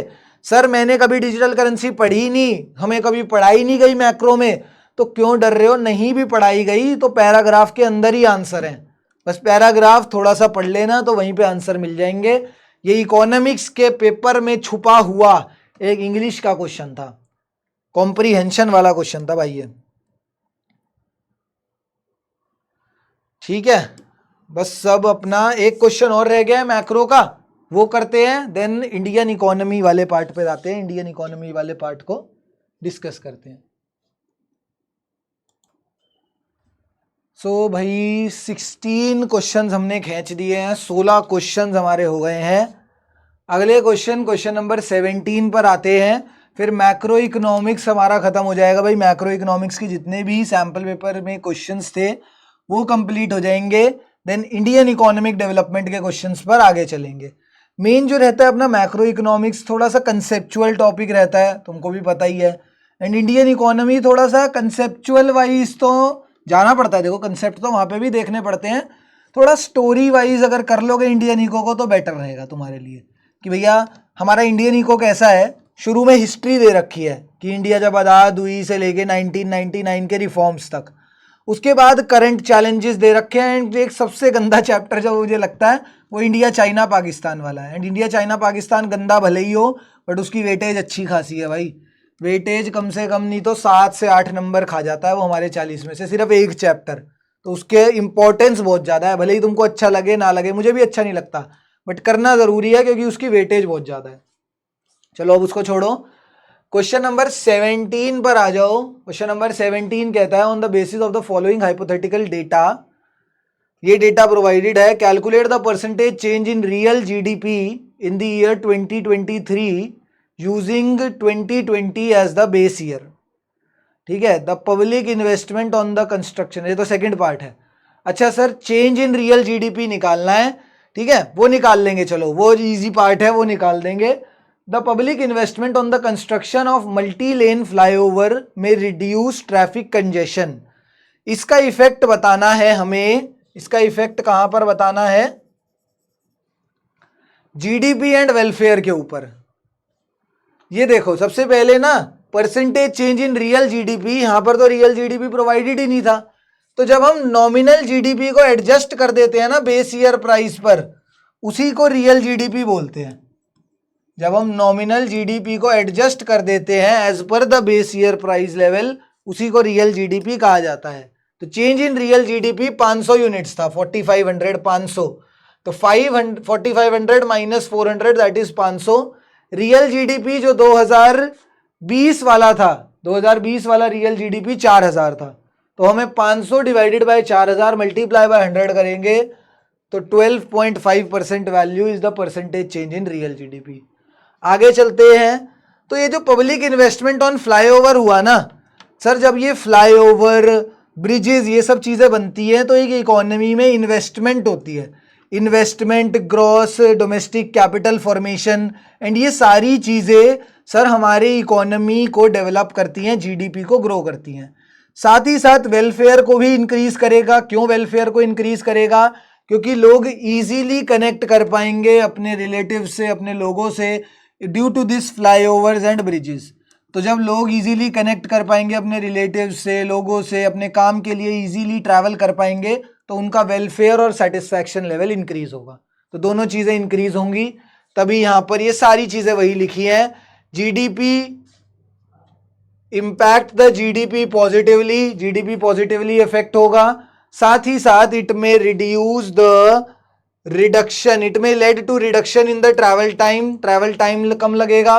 Lower average transportation cost, transportation cost भी सर कम लगेगी, जिससे well being of the citizens increase होगा।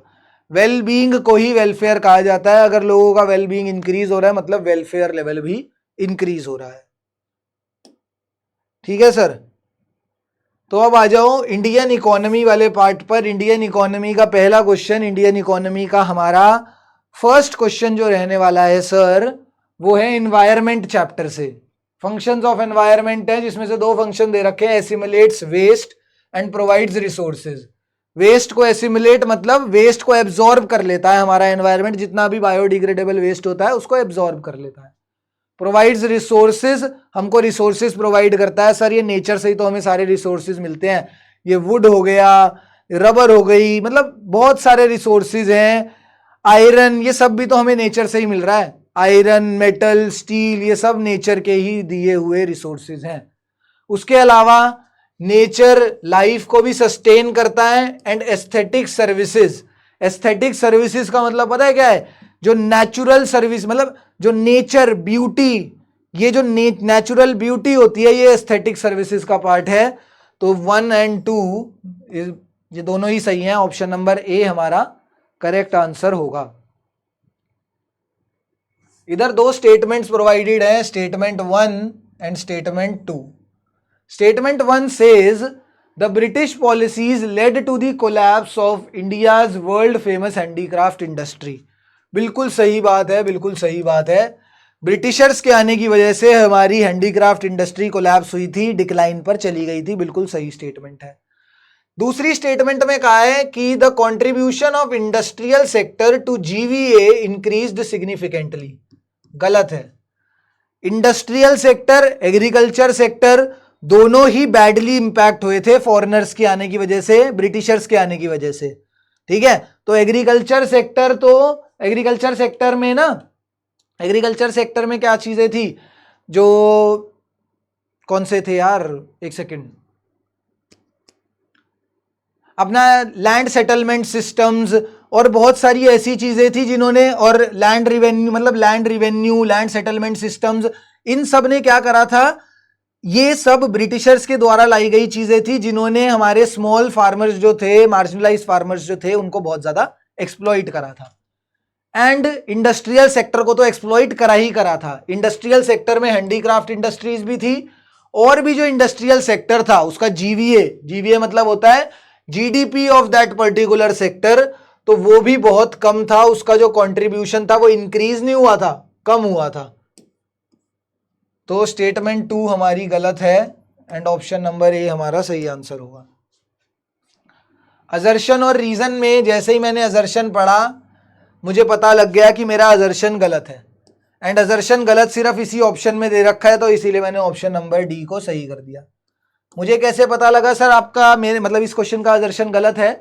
तो एजुकेशन कमीशन ने कहा था 4% नहीं, एटलीस्ट 6% ऑफ जीडीपी हमें एजुकेशन पर लगाना चाहिए, एंड अभी तक ये चीज अचीव नहीं हुई है। अभी तक आज के टाइम तक भी हमारा government budget 6% of GDP education पर नहीं लगा पा रहा।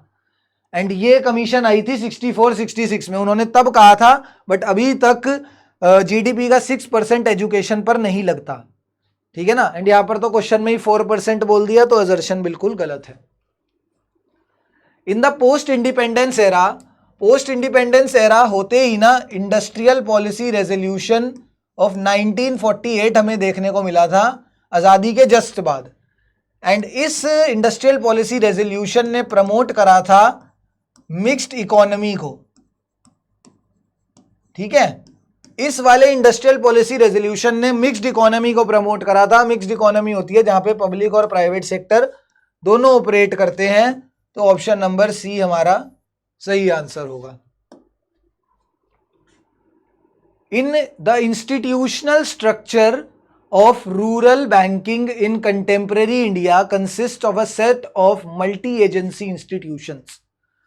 रूरल बैंकिंग, रूरल एरियाज में बैंकिंग फैसिलिटीज, कौन कौन सी बैंकिंग फैसिलिटीज थी? रूरल एरियाज में रीजनल रूरल बैंक्स भी थे, लैंड डेवलपमेंट बैंक्स भी थे, कोऑपरेटिव बैंक्स भी थे, एंड कुछ कमर्शियल बैंक्स भी वहां पर थे। तो ऑप्शन नंबर डी हमारा सही आंसर होगा। इनमें से इनकरेक्ट स्टेटमेंट कौन सी है regarding 1991 economic reforms? Financial sector reforms थे, हमारे लिबरलाइजेशन का पार्ट में थे, एंड उसमें से कौन सी स्टेटमेंट गलत है? लास्ट वाली स्टेटमेंट पढ़ लो। जो आरबीआई का रोल था ना, आरबीआई का रोल रेगुलेटर से फैसिलिटेटर में बदला था। मतलब वो पहले ना इस इंडस्ट्री को रेगुलेट करते थे, फाइनेंशियल सेक्टर पे बहुत ज्यादा रिस्ट्रिक्शंस लगाते थे।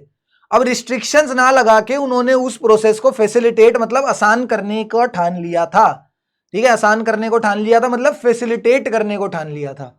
तो इसमें तो उल्टा लिखा है सर, फैसिलिटेटर टू रेगुलेटर लिखा है, तो इसीलिए ये स्टेटमेंट गलत है। चाइनाज डेमोग्राफिक प्रॉब्लम ऑफ 42 का 1 माई नेम इज लखन, ये तो वो वाला हो गया अरे ये 42 का 1 माई नेम इज लखन वाला नहीं है। इसमें ना एल्डरली पॉपुलेशन जो है चाइना की बढ़ती जा रही थी। ठीक है, एल्डरली पॉपुलेशन क्यों बढ़ती जा रही थी? क्योंकि एक टाइम पीरियड ऐसा था जब चाइना एक पॉलिसी लेके आई थी, one child policy. One child policy की वजह से क्या हुआ था कि जो उस टाइम के जो यंग जनरेशन था, उस टाइम का पहले के टाइम का जो यंग जनरेशन था वो तो 2 लोग थे, बट उनके बच्चे 1 हो गए। तो प्रपोर्शन कितने से गिर गया? 2 पेरेंट्स का 1 बच्चा। जो उनके 4 माता पिता थे उनके 2 बच्चे, मतलब ये 42 का 1 उस हिसाब से है कि 2 पेरेंट्स उनका 1 बच्चा, एंड वो बच्चा अब यंग, उस टाइम पर तो बच्चा था बट अब वो धीरे धीरे यंग होता जा रहा है, एंड जो उसके पेरेंट्स थे वो ओल्ड होते जा रहे हैं। तो ओल्ड लोगों की पॉपुलेशन बढ़ती जा रही है चाइना में, एंड यंग पॉपुलेशन कम होती जा रही है। ये किस पॉलिसी की वजह से हुआ था? वन चाइल्ड नॉर्म की वजह से, वन चाइल्ड पॉलिसी की वजह से ये देखने को मिला। 1974 में एक ऑर्गेनाइजेशन सेटअप करी गई थी by the government of India to address 2 major environmental concerns, that is water and air pollution. Central pollution control board. मुझे नहीं भी पता था ना इसका आंसर, तो मैं कॉमन सेंस अगर लगाऊंगा तो देखो, ये ब्रंडेड कमीशन एंड मॉन्ट्रियल प्रोटोकॉल, ये दोनों ही नाम से ही पता लग रहा है कि ये इंडियन गवर्नमेंट तो इनको लॉन्च नहीं करने वाली। तुम दोनों के नाम ही देख लो ना, मॉन्ट्रियल इंडिया में जगह है और ना हमारे देश में ब्रंडलैंड किसी का नाम है। ठीक है, ऐसा नाम किसी का नहीं है। और sir state pollution control board क्यों नहीं हो सकता? क्योंकि ये इंडियन गवर्नमेंट ने लॉन्च करा है, तो मतलब सेंट्रल गवर्नमेंट ने ही करा होगा, एंड इस वजह से भी हम इसका answer central pollution control board भी लिख सकते हैं। तो ऑप्शंस को थोड़ा सा एलिमिनेट करके भी सोचा करो, अगर नहीं भी पता ना तो एटलीस्ट एक बार ऑप्शन जरूर देखना। पेपर में अगर नहीं भी पता हो कोई चीज, हो सकता है कि नहीं पता हो, बट ऑप्शन जरूर चेक करना, उससे एक आइडिया हो जाता है, तुक्का मारने का आइडिया हो जाता है। Assuming in a hypothetical economy, एक इमेजिनरी इकोनॉमी में हमें देखना है real GDP recorded a growth of 9%। Real GDP 9% से ग्रो हुआ ड्यूरिंग अ फिस्कल ईयर, एक साल के अंदर। However, the economy faced a significant challenge in terms of creating an adequate number of employment opportunities. Sir ये क्या चीज है? याद रखना, जब भी जीडीपी राइज होता है, जीडीपी राइज होता है एंड एम्प्लॉयमेंट अपॉर्चुनिटीज स्टैग्नेंट रहती हैं। एम्प्लॉयमेंट अपॉर्चुनिटीज स्टैग्नेंट रहती हैं, तो हमें क्या देखने को मिलता है? उसको बोलते हैं जॉबलेस ग्रोथ, क्योंकि जॉब तो बढ़ नहीं रही, जॉब तो वैसी की वैसी है, बट हमारी कंट्री ग्रो कर रही है, तो उसको बोला जाता है जॉबलेस ग्रोथ। ठीक है ना, एम्प्लॉयमेंट अपॉर्चुनिटी तो वैसे की वैसी, बट कंट्री ग्रो कर रही है, वो होता है जॉबलेस ग्रोथ का कंसेप्ट, एंड वही यहां पर डिस्कस हो रहा है। 1951 से 2006 के पीरियड में dash led to an increase in the milk production. Milk production सुनते ही मेरे बच्चों को पता होना चाहिए, जो भी मेरे साथ इंडियन इकोनॉमी पढ़ेंगे या वन शॉट देख रहे हैं, ठीक है, जब उन्होंने देख रखा है वन शॉट, मिल्क प्रोडक्शन का नाम सुनते ही ऑपरेशन फ्लड तुम्हारे दिमाग में आ जाना चाहिए। चलो नहीं भी देखा सर, बट आज के बाद से याद रखना, मिल्क प्रोडक्शन को बूस्ट करने के लिए हमारी सरकार ने ऑपरेशन फ्लड को लागू करा था। ग्रीन रेवोल्यूशन था किसके लिए? ग्रीन रेवोल्यूशन लाया गया था हमारे ये वीट, राइस, जो फूड ग्रेन्स थे उनको, उनकी प्रोडक्शन को बढ़ाने के लिए।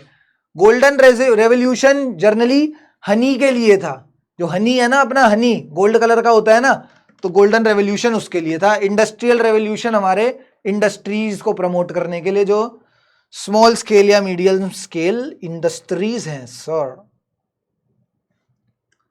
अब आ जाते हैं अपने क्वेश्चंस पर, सब्जेक्टिव क्वेश्चंस पर। क्वेश्चन पढ़ूंगा, तुमको समझाऊंगा और आंसर दिखा दूंगा, ठीक है, आंसर भी पढ़ के दिखा दूंगा, ऐसी कोई दिक्कत नहीं है, बट ये है समझना, पहले चीज को समझ लेना। एटलीस्ट सर अपने को समझ आ जाए, आंसर तो तुमको कहीं भी मिल जाएंगे पढ़े पढ़ाए, मतलब इसकी दिक्कत नहीं होगी तुमको, बट एक बार ये चीज समझने की कोशिश करना। पहला क्वेश्चन है, critically apprise the disinvestment policy initiated by the government during the reforms of 1991। Disinvestment के अंदर क्या था? डिसइन्वेस्टमेंट के अंदर जो पब्लिक सेक्टर अंडरटेकिंग्स थी, उन्होंने अपना 50% से लेस शेयर प्राइवेट सेक्टर को दे दिया था। ठीक है, पब्लिक सेक्टर ने 50% से कम शेयर प्राइवेट सेक्टर को दिया था, उसी को डिसइन्वेस्टमेंट कहा जाता है। इसके बारे में क्रिटिकली अप्रेज करना है। क्रिटिकली मतलब इसके ड्रॉबैक्स ढूंढने हैं हमको, ये क्या कमियां थी इस पॉलिसी के अंदर। तो इस पॉलिसी के अंदर ना, पता है क्या कमियां थी? इन्होंने बेचने की तो सोची, सरकारी जो वो थे अंडरटेकिंग्स, उनको बेचने की तो सोची, बट प्राइवेट सेक्टर को इन्होंने सस्ते दामों में बेच दी, सस्ते में बेच दी, जिसकी वजह से सरकार का नुकसान हुआ। एंड नुकसान हुआ तो ये चाहते क्यों थे बेचना? ये इसलिए चाहते थे कि भैया वहां से अच्छा खासा पैसा आए, हम नई नई इंडस्ट्रीज बनाएंगे, नए नए सरकारी कंपनीज बनाएंगे, बट वहां से नुकसान हो गया। नुकसान हो गया तो ना कुछ फायदा हुआ, कोई नई इंडस्ट्री भी नहीं बना पाई हमारी सरकार, और ऊपर से नुकसान और हो गया। यही चीज यहां पर लिखी है, government exceeded its mobilisation target but assets of public sector enterprises had been undervalued. Undervalued मतलब सस्ते में बेच दिए गए, हमारे पब्लिक सेक्टर एंटरप्राइजेज के जो एसेट्स थे वो सस्ते में बेच दिए गए, जिसकी वजह से लॉस हुआ हमारी गवर्नमेंट को। Moreover the proceeds were primarily used to cover the shortfalls of government revenue. ठीक है, वो जो छोटे मोटे खर्चे थे ना सरकार के, वो सारा पैसा वहीं लग गया। इंफ्रास्ट्रक्चर, जो सरकार सोशल इंफ्रास्ट्रक्चर डेवलप करना चाहती थी, उस पर कुछ पैसा लग ही नहीं पाया। सारे सरकार के छुटपुट खर्चों में वो पैसा इस्तेमाल हो गया। Globalisation is an essential outcome of liberalisation of an economy, justify the given statement. Globalisation हमें क्यों देखने को मिला? वो इसलिए देखने को मिला वो लिबरलाइजेशन की वजह से। तो ये बात बिल्कुल सही है। लिबरलाइजेशन पॉलिसीज में क्या था? लिबरलाइजेशन में ना, लिबरलाइजेशन का मतलब था जब हम रूल्स और रेगुलेशन को कम कर देते हैं। तो लिबरलाइजेशन के अंदर पर्टिकुलरली दो रिफॉर्म्स आए थे। वो थे, एक जो सबसे इंपॉर्टेंट जो था वो था foreign trade reforms. Foreign trade reforms ने क्या करा था? हमारे जो बॉर्डर्स थे, हमारे जो कंट्री के बॉर्डर्स थे, वहां से एक्सपोर्ट और इंपोर्ट का जो काम होता था वो बहुत आसान कर दिया था, बहुत लीनियंट कर दिया था। तो सर हमारे बॉर्डर्स एक तरीके से सबके लिए ओपन हो गए थे। तो जब वो सबके लिए ओपन हो गए थे सर, तो ग्लोबलाइजेशन का मतलब ही वही होता है। ग्लोबलाइजेशन का मतलब ही ये होता है बॉर्डरलेस इकोनॉमी, जहां पर बॉर्डर हो ही ना। एक गुड या सर्विस हमें ट्रांसफर करनी हो तो विदाउट एनी फीस और विदाउट एनी टैरिफ और टैक्स हम उसको ट्रांसफर कर सके, उसी को ग्लोबलाइजेशन कहते हैं। तो लिबरलाइजेशन की ये जो ट्रेड रिफॉर्म्स आए थे, फॉरेन ट्रेड रिफॉर्म्स, इन्होंने ही ग्लोबलाइजेशन को प्रमोट करा, ग्लोबलाइजेशन को प्रमोट करने में हेल्प करा। ठीक है, ये देखो, removal and reduction of restrictions in the industrial sector, financial sector, trade मतलब foreign trade and investment policy open the doors of Indian economy to the rest of the world. Liberalisation acts as a catalyst, मत word याद करो, helper लिख लो, आसान word है। Acts acted as a helper for globalisation, यही चीज मैंने भी बताई। अगला क्वेश्चन पढ़ो। तो अगला लिखा है, to measure the extent of development in an economy, liberty indicators should be considered along with the socio economic parameters. ये लिबर्टी इंडिकेटर्स क्या होते हैं? सर मुझे लिबर्टी का ही मतलब नहीं पता। लिबर्टी मतलब आज़ादी। एक हम देश में रहते हैं, एक तो होता है फ्रीडम, फ्रीडम अलग है। फ्रीडम और लिबर्टी में क्या डिफरेंस है कि सर हम एक आज़ाद देश में रहकर क्या हम लिबर्टी के बेनिफिट्स उठा पा रहे हैं? लिबर्टी मतलब हम अगर कहीं बोलना चाहते हैं सरकार के खिलाफ तो हम बोल पा रहे हैं, या फिर अगर हम कोई नई पॉलिसी को इंप्लीमेंट करने को सरकार को सजेशन देना चाहते हैं तो क्या हम दे पा रहे हैं? All these are liberty indicators. तो लिबर्टी इंडिकेटर्स इकोनॉमिक ग्रोथ के लिए बहुत इंपॉर्टेंट हैं, they are very important. And क्यों है ये देख लो। Yes, measure of development level in a economy are comprehensive approach, whereas liberty indicators should be considered, liberty indicators को जरूर कंसीडर करना चाहिए along with the socio economic parameters। ठीक है, लिबर्टी इंडिकेटर्स को इंक्लूड करना बहुत जरूरी है। लिबर्टी इंडिकेटर्स क्या बताता है? अब लिबर्टी इंडिकेटर्स क्या थे? Measure the extent of demographic participation, democratic participation in the social and political decision making. जो भी सरकार सोशल और पॉलिटिकल डिसीजन मेकिंग ले रही है तो जनरल पब्लिक उसमें कितना हाथ बटा रही है, या उनका मतलब अगर वो सपोर्ट करना चाहते हैं या उसको मतलब सपोर्ट करना चाहते हैं या उसके खिलाफ बोलना चाहते हैं तो क्या वो बोल पा रहे हैं, उसको लिबर्टी इंडिकेटर कहते हैं। These indicators are significant as they reflect the degree of civil liberties, मतलब वो हमारी आज़ादी के बारे में बताता है liberty indicators. About the political rights, हमारे राइट्स के बारे में बताता है। And the economic freedom within the society, and हम कितनी फ्रीडम, लिबर्टी, ये सब सेम वर्ड्स हैं। इकोनॉमिक फ्रीडम मतलब हमारी पैसा कमाने की आज़ादी। हमारी पैसा कमाने की आज़ादी पर रोक तो नहीं लगा हुआ, ऐसा तो नहीं है कि प्राइवेट सेक्टर, या हम आते हैं सर प्राइवेट सेक्टर के अंदर, तो ऐसा तो नहीं है कि आपके लिए ये इंडस्ट्री फिक्स कर दी गई है और कुछ इंडस्ट्री जिनमें बहुत पैसा है उसमें सिर्फ सरकारी कंपनीज काम करेंगी। All these are liberty indicators.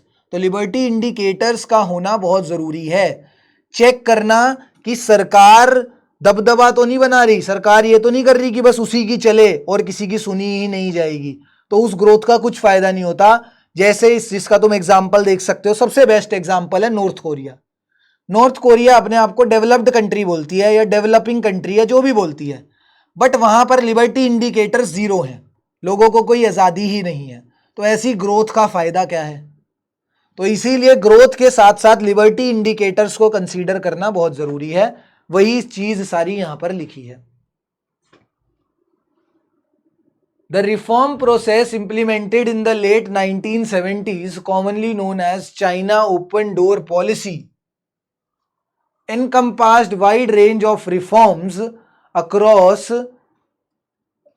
sectors like agriculture, investment, industry, etc. The reforms played a pivotal role in driving the rapid. ये ना इस क्वेश्चन में किसकी बात कर रहे हैं? दो रिफॉर्म्स की बात कर रहे हैं। कौन से रिफॉर्म्स? चाइना के जो रिफॉर्म्स थे ना, चाइनाज इकोनॉमिक रिफॉर्म्स। जैसे हमारे देश में इकोनॉमिक रिफॉर्म्स आए थे 1991 में, चाइना के इकोनॉमिक रिफॉर्म्स पता है कब आए थे? वो आए थे 1978 के अंदर। तो बहुत सारे सेक्टर्स में रिफॉर्म्स लाए गए थे, बहुत सारे सेक्टर्स में रिफॉर्म्स लाए गए थे, एग्रीकल्चर में, इंडस्ट्री में। तो कोई भी दो रिफॉर्म्स के बारे में बात करने के लिए बोल रहा है। 4 मार्क्स का ये क्वेश्चन है। तो मतलब एक रिफॉर्म लिखोगे तो 2 मार्क्स मिलेंगे, दूसरे रिफॉर्म के बारे में लिखोगे तो 2 मार्क्स मिलेंगे। तो सर कौन से वो इकोनॉमिक रिफॉर्म्स थे जो 1978 में लाए थे? 2 बता दो। एक तो एग्रीकल्चर सेक्टर के रिफॉर्म की बात करूंगा, दूसरा इंडस्ट्रियल सेक्टर के रिफॉर्म की बात करूंगा। एग्रीकल्चर सेक्टर में क्या था? कम्यून लैंड्स, मतलब ना जो लैंड था उसको स्मॉल पार्ट्स में डिवाइड कर दिया गया था। कम्यून सिस्टम बोलते थे उसको। बड़े लैंड को छोटे पार्ट्स में डिवाइड करके छोटे छोटे फार्मर्स को दे दिया गया था कि आप लोग खेती करो, आप लोग उस पर फार्मिंग करो, एंड उसका जो भी प्रोड्यूस होगा, आप उसका जितना भी पैसा मिलेगा सब अपने पास रखना, बस एक मिनिमम अमाउंट ऑफ टैक्स आप सरकार को दे देना। तो ये था पहला reform. Agricultural commune lands were divided into small plots, छोटे पार्ट्स में कन्वर्ट कर दिया गया था। Which were allocated to individual households, लोगों को दे दिया गया था वो land.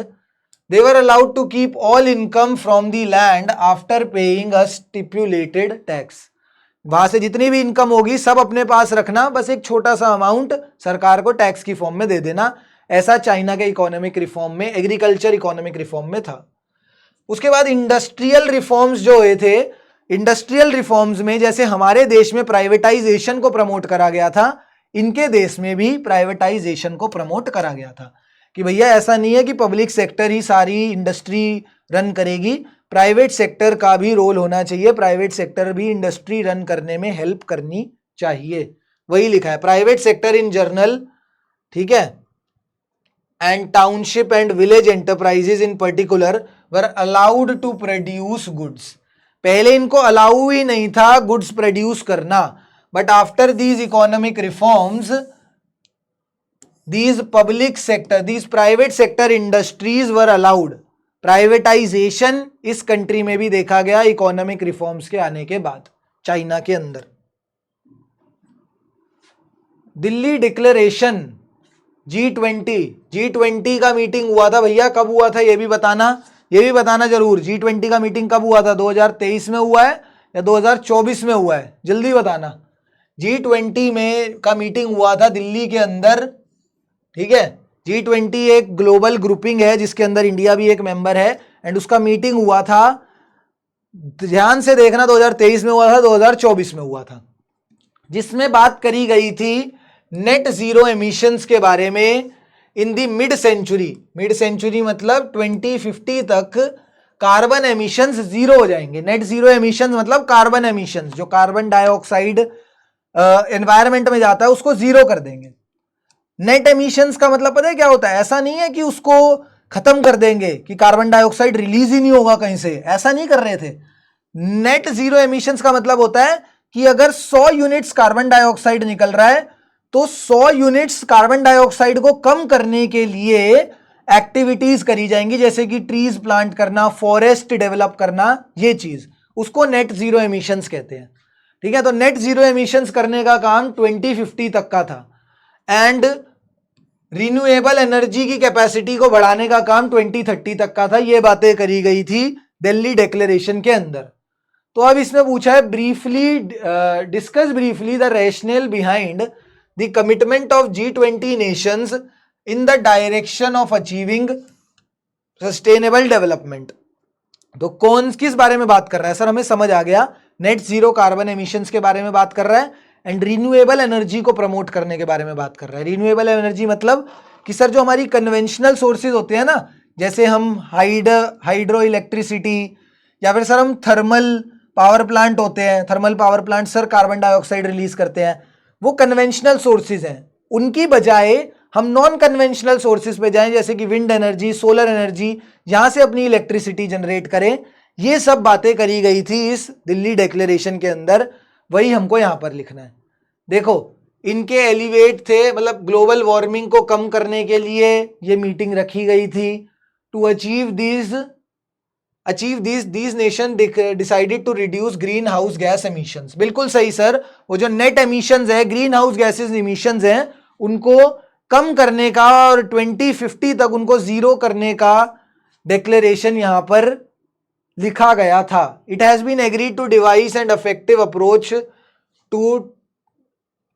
To transitioning from conventional sources, वही कन्वेंशनल सोर्सेज से नॉन कन्वेंशनल सोर्सेज की तरफ जाना। कन्वेंशनल सोर्सेज हमारे thermal power plants, non conventional कौन कौन से हैं sir, wind energy, solar energy.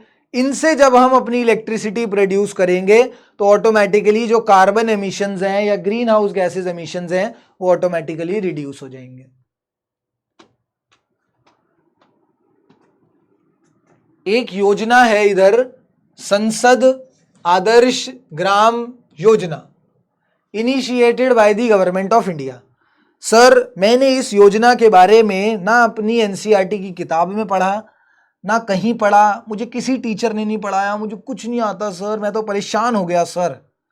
अरे मेरे भाई ये इमेज किस लिए दिया तुमको, ये इमेज से ही तुम आंसर निकाल लोगे, थोड़ा सा रिलेट करो बस इमेज को। ये संसद बना रखा है इन्होंने, पार्लियामेंट बना रखा है, जहां से निकल कर आए हमारे मेंबर ऑफ पार्लियामेंट, ठीक है ना।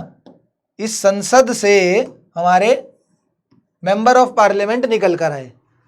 ये था सर विलेज, ये था विलेज, यहां से विलेजर्स और हेल्थ और एजुकेशन सेक्टर के बारे में बात हो रही है। मतलब सर ये विलेजर्स और मेंबर ऑफ पार्लियामेंट मिलकर हेल्थ और एजुकेशन सेक्टर के बारे में कुछ बात कर रहे हैं। ऐसा ही कुछ दिखाई दे रहा है या नहीं दिखाई दे रहा। यहां से मेंबर पार्लियामेंट से मेंबर ऑफ पार्लियामेंट आया, यहां विलेज से विलेजर्स निकल कर आए एंड ये कुछ हेल्थ और एजुकेशन के बारे में बात कर रहे हैं। तो ये संसद आदर्श ग्राम योजना कुछ इसी बारे में होगी ना, तो ये है भी इसी बारे में। इस योजना के अंतर्गत मुझे ये योजना पता भी नहीं थी, ठीक है, मैं तुम्हारे नजरिए से बोल रहा हूं कि सर मैंने कभी ये योजना देखी भी नहीं थी, बट मुझे अब सब पता लग गया इसके बारे में। मैं एटलीस्ट इसमें 3 पॉइंट्स तो आराम से लिख के आ जाऊंगा। मैं ये लिख दूंगा इस योजना के अंदर जो हमारे मेंबर ऑफ पार्लियामेंट थे वो अपना विलेज एरिया में, रूरल एरिया में अपना ऑफिस सेटअप करेंगे, मेंबर ऑफ पार्लियामेंट, एंड उस ऑफिस के अंदर ये विलेजर्स जो होंगे वो आएंगे and they will discuss about the improvement of health and education facilities in rural areas. बस सर यही है हमारे स्कीम के अंदर, एक्चुअली भी यही है स्कीम के अंदर कि ना मेंबर ऑफ पार्लियामेंट जो होगा ना, पार्लियामेंट का जो मेंबर होता है उसके एरिया में ना बहुत सारे रूरल, मतलब उसके एरिया में बहुत सारे विलेजेस आते हैं, तो वो ऐसा विलेज सेलेक्ट करेंगे जहां पे सबसे ज्यादा पॉपुलेशन होगी, लोग भी सबसे ज्यादा कनेक्टिविटी वहां पर दिखा सकेंगे, एंड फिर जो मेजर विलेजर्स होंगे या फिर उन ग्राम के पंचायत के हेड्स होंगे उनके साथ मीटिंग रखी जाएगी हेल्थ एंड एजुकेशन को बढ़ावा देने के लिए। यही था इस स्कीम के अंदर, ठीक है। 2 examples of allied activities. Allied activities क्या होती हैं मुझे नहीं पता सर। एलीड एक्टिविटीज होती हैं non farm activities. Non farm activities को एलीड एक्टिविटीज कहते हैं कि फार्मिंग के अलावा रूरल एरियाज में और क्या क्या एक्टिविटीज परफॉर्म करी जा सकती हैं। संसद Adarsh Gram Yojana introduced by the government of India, जिसमें जो मेंबर ऑफ पार्लियामेंट्स थे उनको need to identify and develop 1 village from their constituency. उनको आइडेंटिफाई करना था एक ऐसा विलेज जो थोड़ा बड़ा विलेज हो, लोग वहां पे आराम से उनकी कॉन्स्टिट्यूएंसी में जितने भी लोग हैं वो वहां पर आ सके। MPs were developed their 3 villages as model villages covering over 2500 villages. ठीक है, बहुत सारे एमपीज इतने बड़े एरिया में थे, उनके ना एरिया में 2500 विलेजेस आते थे, तो एक विलेज को सेलेक्ट करना थोड़ा मुश्किल हो जाता था, तो वो 3 या 4 विलेजेस को सेलेक्ट करके वहां पर अपनी ऑफिस या फिर एक टेम्परेरी हाउस सेटअप कर सकते थे। MPs were expected to facilitate a village development plan. Village development plan बनाया जाएगा। Motivate villagers to take up activities and build infrastructure in the areas of health, nutrition and education. ये तो sir रटा रटाया answer हो गया, ये तो आपने पूरी स्कीम के बारे में बता दिया हमें। मैं वही कह रहा हूं, तुमको पूरी स्कीम नहीं आती, बट जितना वो डायग्राम में समझ आ रहा था उतना तो लिख पाओगे, उतना भी लिख के आओगे तो पूरे नंबर मिलेंगे। ठीक है, पूरे नंबर मिलेंगे। जो पहली बात बोली थी कि हमारे संसद के अंदर मेंबर्स ऑफ पार्लियामेंट जो हैं, मेंबर्स ऑफ पार्लियामेंट अपनी कॉन्स्टिट्यूएंसी के अंदर 1 या 2 विलेजेस को चुनेंगे एज दी मेन विलेजेस, फिर वहां पर विलेजर्स को बुलाया जाएगा एंड उनको इस सब चीज़ों के बारे में बताया जाएगा, हेल्थ एंड एजुकेशन फैसिलिटीज़ को प्रमोट करने के बारे में। इस सेंटेंस को, इस मेरी बात को 3 पॉइंट्स में अगर तुम पिरो दोगे, 3 पॉइंट्स में अगर लिख दोगे तो पूरे 3 नंबर मिल जाएंगे। घबराना नहीं है। कोई क्वेश्चन देख के, ये बच्चे ऐसे क्वेश्चन देखते हैं ना, फिर कहते हैं सर हमने ये तो करंट अफेयर्स से क्वेश्चन आ गया, करंट अफेयर्स से कभी नहीं देगा कोई। तुम यूपीएससी का एग्जाम नहीं दे रहे हो, यहाँ पे 12वीं का एग्जाम है ये, तो वो तुमको हमेशा हिंट देगा ही देगा उसका, इसीलिए वहां पर तुमको इमेज बना के दी। नॉन फार्म एक्टिविटीज कौन सी हो सकती है? लाइव स्टॉक और फिशरीज। ठीक है, लाइव स्टॉक अपना पता है ना, जो अपना चिकन मटन ये सब होते हैं, ये भी नॉन फार्म एक्टिविटीज के अंदर आ जाते हैं। चिकन और इन सब की, चिकन गोट इन सब की जो रियरिंग होती है, फिर बाद में इनका मीट को बेचना, इनके दूध को बेचना, काऊ बफेलो इन सब के दूध को बेचना, वो सब लाइव स्टॉक के अंदर आ जाता है। फिशरीज के अंदर तो भैया तुमको पता ही है।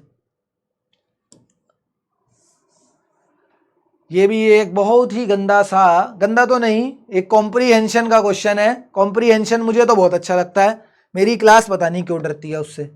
कॉम्प्रीहेंशन मतलब समझो कि इकोनॉमिक्स के पेपर में 12 नंबर का तो इंग्लिश का पेपर आना है तुम्हारा, जिसमें कॉम्प्रीहेंशन पूछा जाएगा। ठीक है, होगा ही होगा, तुमको वो कॉम्प्रीहेंशन से हेल्प मिलेगा ही मिलेगा। अब तुम खुद देखना यहाँ पर, state any 2 major sources of data on the work force and employment. 2 major sources पूछे थे, ये लो, 2 major sources of data on the work force and employment. पहला ये रहा, दूसरा ये रहा। मिल गए सर, 2 नंबर तो पूरे मिल गए। पैराग्राफ में से ही टेप दूंगा, पूरे 2 नंबर मिल जाएंगे। आगे बताओ sir. The labour force encompasses a broader category than the work force. बिल्कुल सही बात है, लेबर फोर्स, इसका भी तुमको रीजन बता देता हूं। लेबर फोर्स हमेशा ज्यादा होती है वर्क फोर्स से। ऐसा क्यों होता है? वर्क फोर्स के अंदर ना सिर्फ वो लोग आते हैं जो जिनकी नौकरी लग चुकी है, जो एम्प्लॉयड है। एंड लेबर फोर्स के अंदर एम्प्लॉयड एंड अनएम्प्लॉयड दोनों लोग आते हैं। तो अब तुम बताओ किसके अंदर लोग ज्यादा होंगे? सर जब अनएम्प्लॉयड और एम्प्लॉयड दोनों ही लेबर फोर्स के अंदर आ रहे हैं, तो सर 100% लेबर फोर्स ही ज्यादा होगी हमारी वर्क फोर्स से। बस यही बताना है यहाँ पे। ये देखो, यही लिखा है, labour force encompasses a broader category. Broader category मतलब वो एक बड़ी कैटेगरी है than the work force. Defend और रिफ्यूट दी स्टेटमेंट। डिफेंड मतलब क्या तुम्हें ये स्टेटमेंट ठीक लगती है, रिफ्यूट मतलब क्या तुम्हें स्टेटमेंट ये गलत लगती है। तो I will defend this statement, and आगे लिख के आऊंगा, because labour force includes employed as well as unemployed population of the country, which is always greater than the workforce which only include the employed population of the country. पूरे 2 number वहां पे भी मिलेंगे मुझे। लास्ट लिखा है, workers can be categorised into different types depending on their status. In the light of the given statement state any one type of employment. एक type of employment के बारे में बताना है। बहुत सारे टाइप ऑफ एम्प्लॉयमेंट होते हैं। बिजनेस हो सकता है, मेरी तरीके, अगर तुम सर्विस प्रोवाइड कर रहे हो तो पब्लिक प्राइवेट सर्विस हो सकता है। उसके अलावा सेल्फ एम्प्लॉयड भी होता है, अगर तुम्हारी कोई दुकान है, फैक्ट्री है, तो तुम सेल्फ एम्प्लॉयड हो। ये सारे टाइप्स ऑफ एम्प्लॉयमेंट ही होते हैं। यहाँ देख लो, वो तो तुम्हारे को पहला पैराग्राफ में मिल गया, दूसरा मैंने समझा दिया, पूरा पढ़ भी लेना, उसी बारे में लिखा है। और ये जो एक टाइप ऑफ एम्प्लॉयमेंट है वो मैंने सेल्फ एम्प्लॉयड ले ली।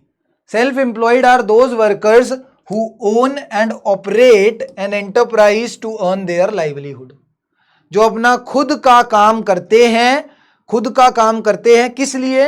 अपना रोज बसर करने के लिए, अपना मतलब अपना खुद का काम करते हैं अपनी रोजी रोटी चलाने के लिए, उन्हीं को सेल्फ एम्प्लॉयड लोग कहते हैं। जर्नली कौन है? जितने भी अपने बिजनेसमैन हो गए, ये सब सेल्फ एम्प्लॉयड ही हैं, ठीक है ना।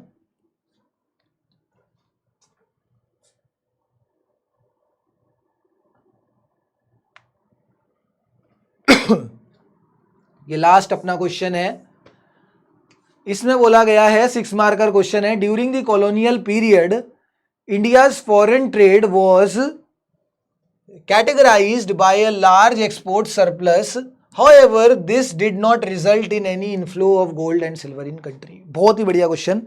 ये बताएगा हमारे सॉरी गाइस, ये बताएगा हमारे देश के बारे में कि कैसे अंग्रेजों ने देश को लूटा था, हमारी सोने की चिड़िया को, बेचारे को सारे सोना ले गए थे यहाँ से।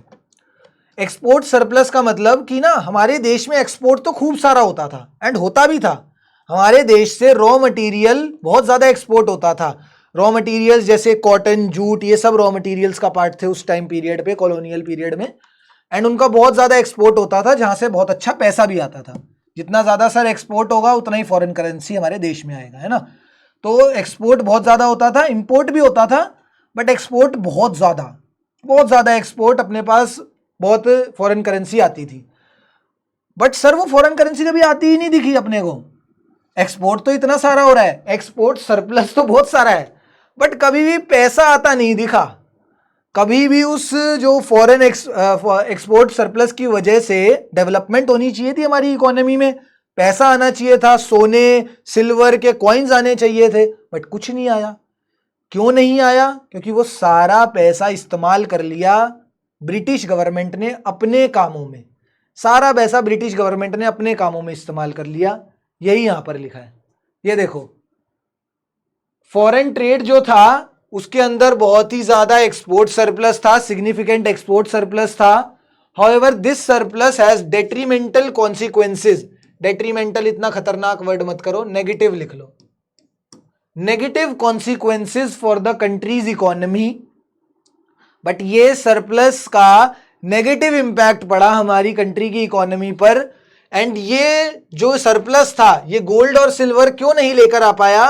क्योंकि जितना भी पैसा होता था वो यूज कर लिया जाता था by an office setup by the colonial government in Britain. And the expenses मतलब ना ये सारा पैसा ब्रिटिशर्स अपने कामों में लगा देते थे। इनके जो वॉर एक्सपेंसेस होते थे वहां पर पैसा लग जाता था। And the import of invisible items all contributed to drain of India's wealth. मतलब सिंपल इतनी बात है सर, वो जितना भी पैसा एक्सपोर्ट सरप्लस से हमारे भारत देश में आता था उस सब को यूज कर लेता था हमारा ब्रिटिश गवर्नमेंट। इंडियंस तक तो पहुंचने ही नहीं देते थे पैसा, सारा खुद ही यूटिलाइज कर लेते थे। अपने ऑफिसेज में पैसा लगा दिया, जो लड़ाई वॉर करी, वर्ल्ड वॉर करी, उसमें सारा पैसा इंडिया का लगा दिया। उसके अलावा इनविजिबल आइटम्स मतलब होती है, इनविजिबल आइटम्स मतलब बाहर से सर्विसेज लेने के लिए, सर्विसेज इंपोर्ट करने के लिए वो पैसा इस्तेमाल कर लिया। इधर इधर जगह सारा ये पैसा इस्तेमाल कर लिया। Rational behind self reliance as a central. Self reliance ना एक सेंट्रल प्लानिंग ऑब्जेक्टिव था। ये हमारा इंडियन इकोनॉमी 1950 टू 1990 वाला जो चैप्टर है उसमें हमने ना प्लानिंग के पर्सपेक्टिव देखे थे। हमारे 5 ईयर प्लान्स थे, उनका मोटिव क्या था? तो उसमें से एक मोटिव था सेल्फ रिलायंस। सेल्फ रिलायंस मतलब हमें किसी, हमारे देश को किसी दूसरे देश पर डिपेंड नहीं होना। हम खुद सेल्फ रिलायंट बनेंगे, खुद सारी चीजें अपने देश में उगाएंगे, यहीं खाएंगे, जितनी भी इंडस्ट्रीज होगी यहीं पर सेट करेंगे, बाहर से कुछ इंपोर्ट नहीं करेंगे। इंपोर्ट क्यों नहीं करेंगे? क्योंकि हम जितना इंपोर्ट करेंगे बाहर से लोग आके हमारी डिसीजंस को इन्फ्लुएंस करेंगे। ठीक है, जो हमारी गलतियां थी ना आजादी के टाइम पर, हम वो सुधारना चाहते थे, क्योंकि हमने पहले इंपोर्ट करने की गलती करी थी, फॉरेनर्स को यहाँ पर इनवाइट करके उनका सामान इंपोर्ट करते थे, उनकी चीजें इंपोर्ट करते थे, बट उन्होंने अल्टीमेटली हमारे देश को एक्सप्लॉइट कर दिया। तो अब हम वो गलती रिपीट नहीं करना चाहते थे। हम जो अब ये सेल्फ रिलायंस अभी तक चलता आ रहा है, हम देखते नहीं है मेक इन इंडिया, कि हम अपने इंडिया के अंदर खुद सारी प्रोडक्शन करें, सेल्फ डिपेंडेंट हो जाएं, उसी को सेल्फ रिलायंस कहा जाता है। यही सारी चीजें देखो लिखी है। सेल्फ रिलायंस अडॉप्ट करा था, क्यों करा गया था? Self reliance was adopted by the policy makers to reduce the dependence on foreign nations. Foreign nations पर जो हमारा डिपेंडेंस था, जो बाहर से हम इंपोर्ट करते थे, इतना ज्यादा इंपोर्ट होता था, उसको रिड्यूस करना, उसको कम करना। दूसरा सर, हम डरते थे कि जो डिपेंडेंस है हमारी इंपोर्टेड गुड्स पर, इंपोर्टेड सप्लाईज पर, वो हमारे this foreign interference will reflect on our policies. हमको डर लगता था कि ये जो फॉरेन हम एडवाइस ले रहे हैं, फॉरेन गुड्स मंगा रहे हैं, उतना ज्यादा हम फॉरेनर्स को अपने देश में इनवाइट करेंगे एंड वो हमारी पॉलिसीज जो होंगी, हमारे देश की जो पॉलिसीज होंगी, उनको हैम्पर कर सकते हैं। तो इन्हीं दो कारणों की वजह से सेल्फ रिलायंस को प्रमोट करा गया था एंड अभी तक प्रमोट करा जाता है। हमारे मोदी जी अभी तक बोलते हैं make in India, make in India, मतलब हमारे देश को सेल्फ रिलायंट बनाओ, सेल्फ डिपेंडेंट बनाओ। ठीक है, एंड ये 1950 से बोला जा रहा है एंड अभी तक चल रहा है ये चीज। इंपोर्ट जीरो करना बहुत मुश्किल है, बट रिड्यूस, धीरे धीरे रिड्यूस करा जा सकता है एंड वही प्लान्स और स्ट्रैटेजीज अभी तक चलती जा रही हैं। ठीक है guys, thank you so much guys ये सेशन अटेंड करने के लिए। आई होप जो भी तुम्हारे सैंपल क्वेश्चन पेपर में डाउट्स रहे होंगे वो ये वीडियो देखने के बाद रिजॉल्व हो गए होंगे। सैंपल क्वेश्चन पेपर मुझे नहीं मिल रहा सर, ये कहाँ पर मिलेगा? तो देखो, एक तो ये पीपीटी तुम्हारे पास है, इसको तुम यूज कर सकते हो। अब ये पीपीटी मिलती कहाँ पर है? तो जैसे ही तुम एप्लीकेशन कमेंट्स बॉक्स जाओगे ना, तो सबसे ऊपर पिन एक कमेंट होगा, वहां पर उस लिंक पर क्लिक करोगे तो ये पीपीटी मिल जाएगी। तो इस पीपीटी में क्वेश्चंस है, या तो वहां से देख लेना, अदरवाइज सीबीएसई की साइट पर चले जाना। सीबीएसई यूं लिख देना, sample question paper for class 12th CBSE, सबसे ऊपर जो लिंक आएगा वहीं पे तुमको सैंपल क्वेश्चन पेपर मिल भी जाएगा। जहां मर्जी से, जहां से तुमको ठीक लगे वहां से देख लेना। क्वेश्चन जरूर प्रैक्टिस कर लेना, अच्छे लेवल के क्वेश्चन है, एक बारी आइडिया मिल जाता है पेपर का पैटर्न का कि इस हिसाब का पेपर आना है। ठीक है, कि सर 2 तो अपने कॉम्प्रीहेंशन के क्वेश्चन आने हैं, 20 एमसीक्यूज आने हैं, एक आइडिया हो जाता है पैटर्न का। तो इसको जरूर, सैंपल पेपर को एक बारी लिख कर जरूर प्रैक्टिस करना अपने एंड से भी। Thank you guys, thank you so much. I hope आपको ये वीडियो पसंद आई होगी and love you, see you. One shot videos में तो आपसे मिलता ही रहूंगा, वन शॉट वीडियोस में मुलाकात होती रहेगी। Bye bye.